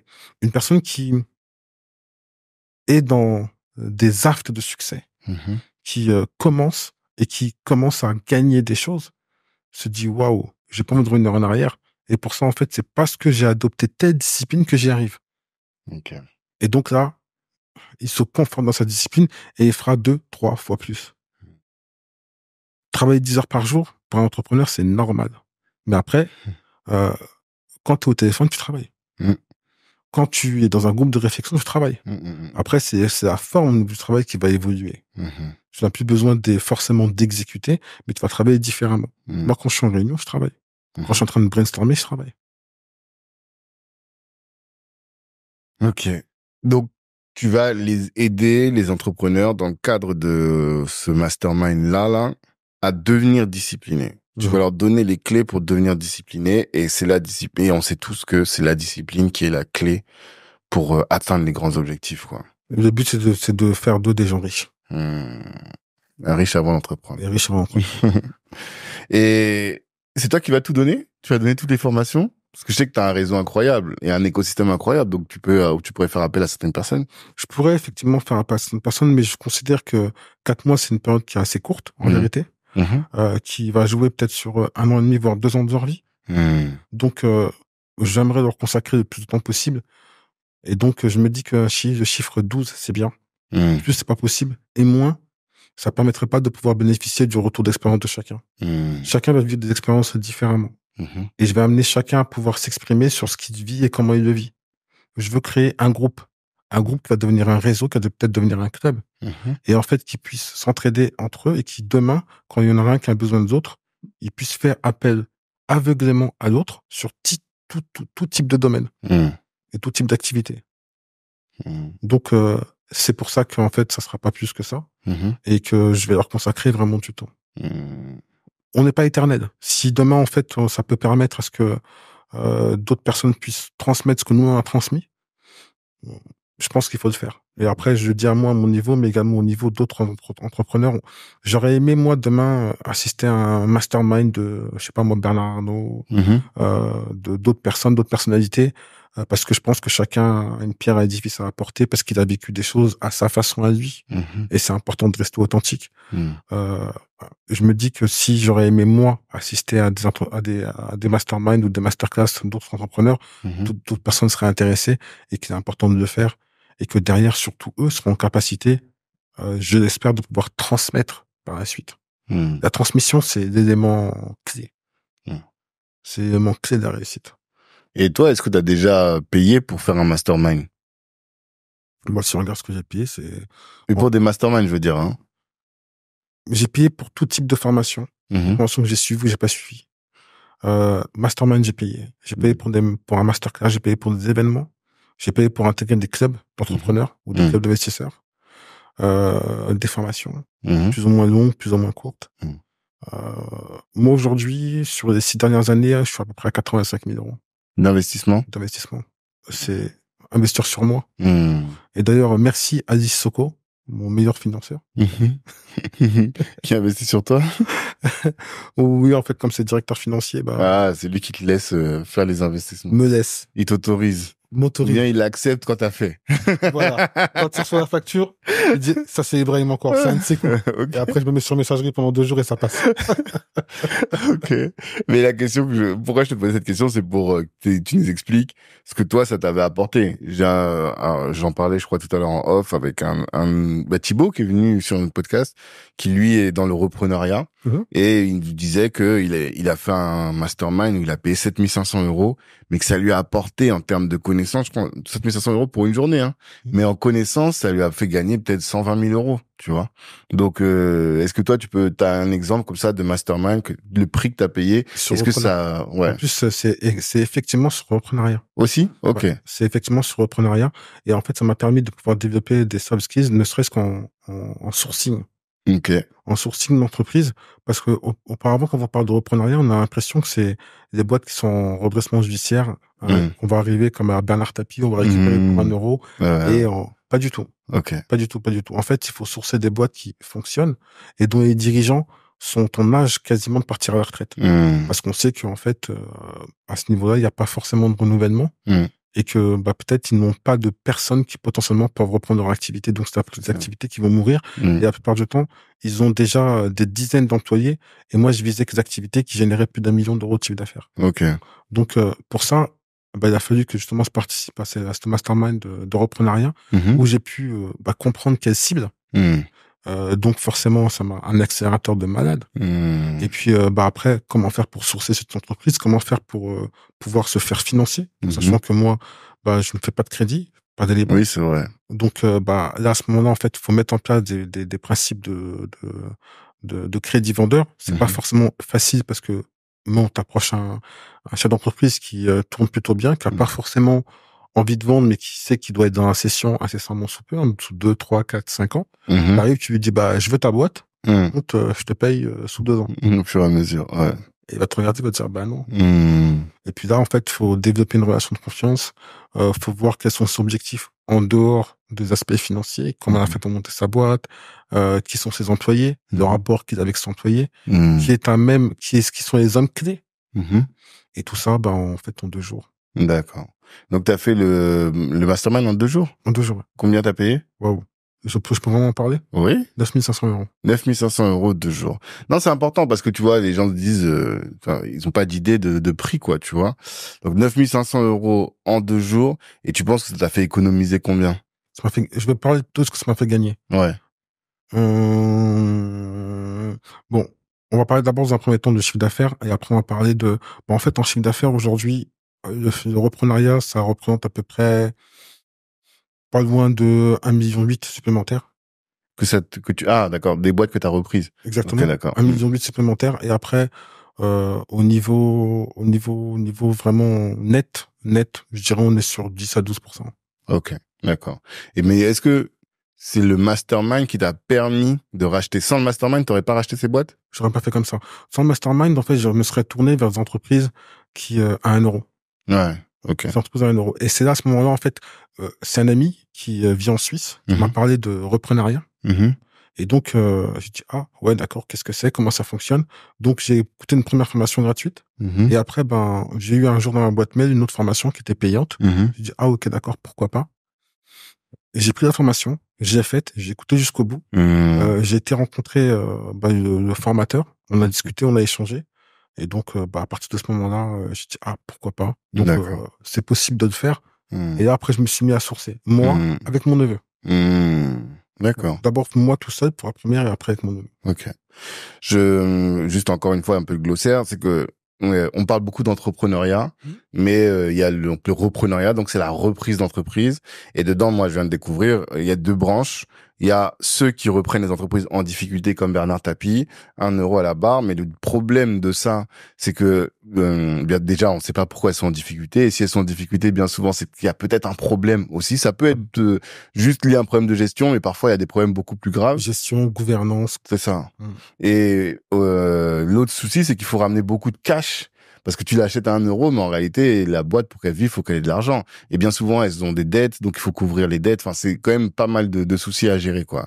Et à côté, t'as la reprise, comme toi, tu l'as fait, et comme tu l'as dit, c'est juste quelqu'un qui, à la fin de sa vie d'entrepreneur, et qui se dit, bon, bah voilà, depuis tellement longtemps, j'entreprends, j'ai pas encore acheté de maison, j'ai pas encore, même j'ai besoin juste de faire la continuité de ma boîte. Et là, toi, tu lui donnes de l'argent qui lui permet de passer à autre chose, quoi. Exactement. Et des boîtes qui fonctionnent parfois. Thibaut, lui, il prend des boîtes même qui font un certain nombre de millions d'euros de CA pour être sûr d'avoir assez de trésorerie pour payer un dirigeant et pour faire en sorte que lui, il ait jamais finalement être opérationnel dans la boîte, quoi. Tout à fait d'accord. C'est la prochaine étape. Je pense que pareil, en fait, je programme des étapes.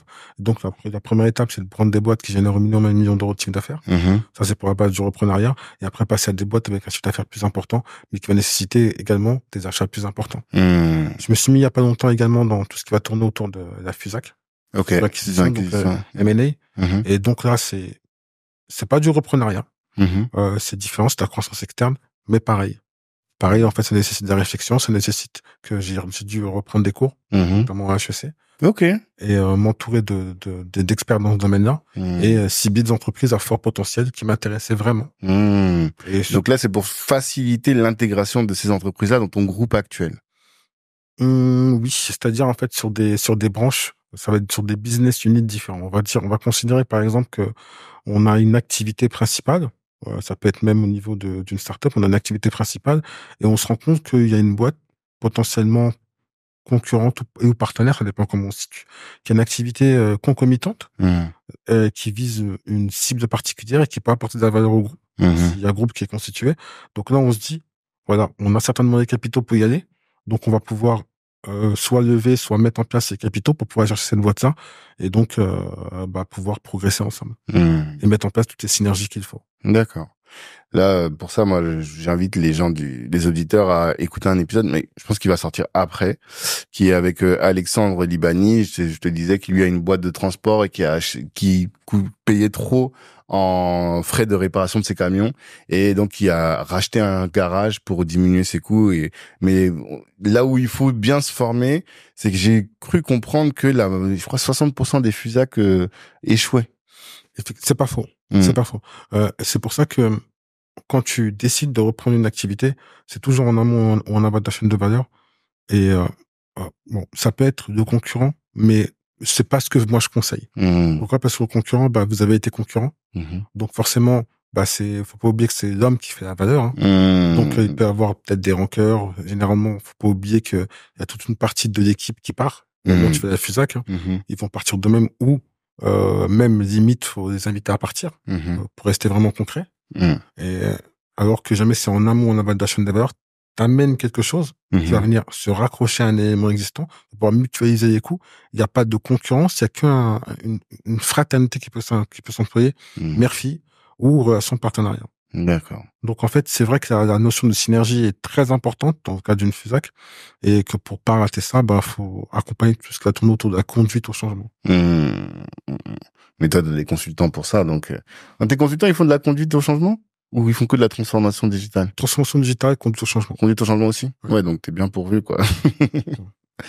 Ok, ok. Bon, on a beaucoup parlé. Je voulais pas faire un épisode long parce que, je te dis, on a déjà fait 4 épisodes. Pour ceux qui veulent en savoir plus, déjà, je les invite à écouter le premier. Alors, non, c'est le premier épisode que j'ai enregistré historiquement, mais c'est le 3e épisode sur les podcasts où là, on revient sur tout ton parcours vraiment de la commerçant en Thaïlande à entrepreneur dans la tech.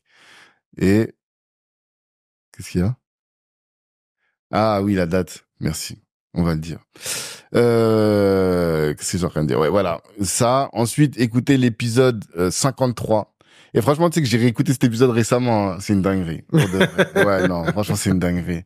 Non, 153. Pourquoi? Parce que ça parle déjà de toute l'aventure Nemix. Donc, t'es revenu sur comment t'as découvert, t'as rencontré Fauzi et toutes les tribulations que t'as vécues dedans. Et notamment aussi, on a fait tout un passage sur l'intelligence économique. Et franchement, c'est une pépite. Je l'ai réécouté là, mais moi j'ai oublié, je me suis dit non, franchement on a enregistré une dinguerie comme ça, c'était vraiment une dinguerie. Et après épisode 200 aussi qu'on a fait ensemble. Pour revenir sur l'épisode 153, t'as creusé hein. Ouais. Quand tu cherchais vraiment au fond, c'est pour ça que je dis c'est une masterclass, vraiment. Je l'ai réécouté là cette semaine hein, et j'étais bluffé, je me suis assis comme ça, j'ai dit non, c'est une masterclass pour de vrai parce que t'as tout pour savoir comment déjà toi ta veille à toi, mais vraiment comment créer des barrières sur le marché par rapport aux autres, enfin en termes de science, d'entrepreneuriat. C'est pour ça que en fait Valdi il me dit toujours que les podcasts là qu'on a fait, ils sont des masterclass, mais j'avais oublié. C'est quand j'ai réécouté que j'ai compris, tu vois.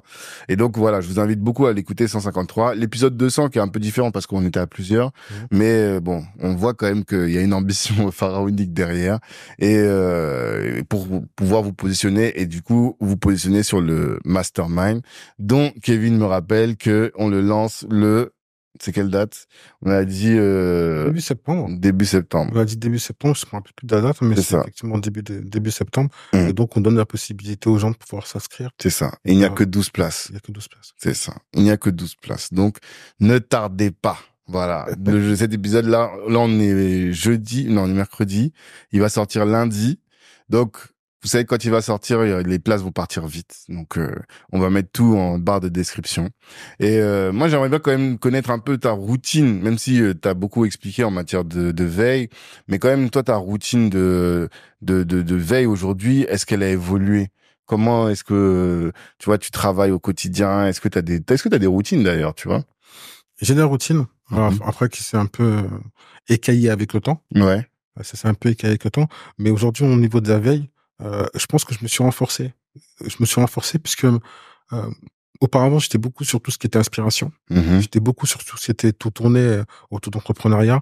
Et après, avec certains sujets de prédilection, parce que quand je rentre dans un domaine, je voulais vraiment connaître ce domaine à fond. Et aujourd'hui, en fait, par exemple, je me suis retrouvé à étudier il y a peu de temps tout ce qui tourne autour de la physique. Ok. La science des matériaux. Revenir sur des fondamentaux que j'avais vus à l'école, que j'avais pas apprécié parce que à l'époque, je ne comprenais pas à quoi ça servait. Tu voyais pas l'usage. Alors que maintenant, avec tout ce que tu as à faire, les RenewTech et autres... Et au-delà de ça, aujourd'hui, je suis beaucoup tourné avec tout ce qui va tourner autour du nucléaire. Je me pose énormément de questions en termes de géostratégie, de géopolitique. Donc, Thomas Godard est un écrivain exceptionnel. Exceptionnel. Donc, j'aime bien lire ce qu'il dit. Les ambitions inavouées où en fait tu te rends compte que l'annexion de l'Ukraine par la Russie, c'est quelque chose qui était complètement inévitable et qui était programmé depuis au moins une 40aine d'années. Ok. Quand tu vois aujourd'hui toutes ces questions géopolitiques qui tournent autour et géostratégiques qui tournent autour du Congo, des minerais et de leur exploitation, et à qui ça profite vraiment, ce qui est mis en place, quand tu vois certaines questions qui se passent entre le Mali et l'Algérie, où en fait t'as des problématiques de souveraineté sur une petite partie du territoire qui aujourd'hui était devenue une partie importante. Quand tu vois les problématiques entre le Maroc et l'Algérie de souveraineté territoriale, tu comprends mieux. En fait, tu vois le monde autrement et tu lis la carte mondiale complètement autrement. Donc, c'est sur ça, en fait, il a fallu que je renforce mon éducation. Et donc, là, j'ai pour ambition de pouvoir intégrer un think tank. Bon, je vous dirai lequel, hein, mais voilà. Et parce qu'en fait, il me faut quand même un groupe de réflexion qui va chercher les informations plus haut que ce que je peux aller chercher et m'entourer toujours de personnes high level. Moi, quand je regarde, par exemple, Bill Gates, moi, son œuvre principale, c'est pas Microsoft pour moi. C'est How to Avoid the Climate Disaster. Comment éviter le désastre climatique. Ouais. Parce que là, en fait, pendant 2 ans, il a été voir tous les spécialistes. Il a investi dans des multitudes de boîtes. Il s'est documenté sur ce que c'était que le désastre climatique, sur la réduction des effets des gaz à effet de serre, sur les technologies qui étaient actuellement en place pour les réduire. Et en fait, faire un agrégat de ces technologies-là, les rendre disponibles à travers un bouquin pour dire voilà ce que j'ai découvert. Mais en fait, tout seul, je ne peux rien faire, malgré que je suis milliardaire. Et pour ça, j'ai besoin de cerveaux qui vont continuer ce que j'ai commencé. Et ça, c'est une œuvre géniale. C'est stratosphérique même. Donc là, c'est sur ça qu'aujourd'hui, je me dis, la mission que je porte, la mission que l'on porte, va peut-être nous dépasser. Même en vrai, j'ai envie qu'elle nous dépasse. Parce que ce n'est pas qu'une mission où, en fait, afro-caribéenne. C'est une mission mondiale sur laquelle on peut apporter tous une pierre à l'édifice. Tout le monde. Moi, j'ai par exemple, dans mon entourage, Julia Touagé, qui elle est dans tout ce qui doit tourner autour du bilan carbone. C'est elle qui m'a appris un certain nombre de choses que je sais. Et waouh, elle n'est pas plus valorisée que ça. Pourtant, elle mériterait. Il y a un ensemble de femmes dans notre communauté qui, aujourd'hui, n'ont peut-être pas la place qu'elles devraient avoir. Et pourtant, elles sont très méritantes. Faudrait plus les mettre en avant. Je parle de femmes parce que voilà, mais je peux parler d'hommes, je peux parler de plus jeunes, je peux parler de beaucoup de gens. Donc c'est sur ça que je pense qu'il y a vraiment un gros travail. Et dernière petite chose, c'est vraiment, je reviens sur la petite étape leveur de fonds. Je passerai certainement par vous, mais effectivement aujourd'hui, je veux développer cette activité, en fait, faire en sorte que on arrive à avoir des leveurs de fonds dans la communauté pour la partie d'off money. J'espère que c'est pas tombé dans l'oreille d'un sourd. C'est sûrement pas tombé dans l'oreille d'un sourd. Là, tu te doutes bien, mais on en parlera en off cette fois-ci. Kevin, j'espère que t'as entendu. Kevin a bien entendu. Sa casquette a bougé quand t'as parlé. En tout cas, à tous, merci en tout cas, Ibrahima. À tous, merci d'être là jusque là. Merci de nous avoir écoutés. Je vous donne la rendez-vous la semaine prochaine pour un autre invité qui sera, je sais déjà, aussi inspiré que... D'ailleurs, c'est pas la semaine prochaine, vendredi directement. Et d'ici là, likez, commentez, activez la cloche des notifications. Partagez aussi à toute personne qui est entrepreneur et qui, selon vous, pourrait avoir un intérêt à suivre ce mastermind. Parce que, je vous le dis, je vous l'assure, vous ressortirez transformé de ce mastermind. Force à tous. Ciao. Ciao.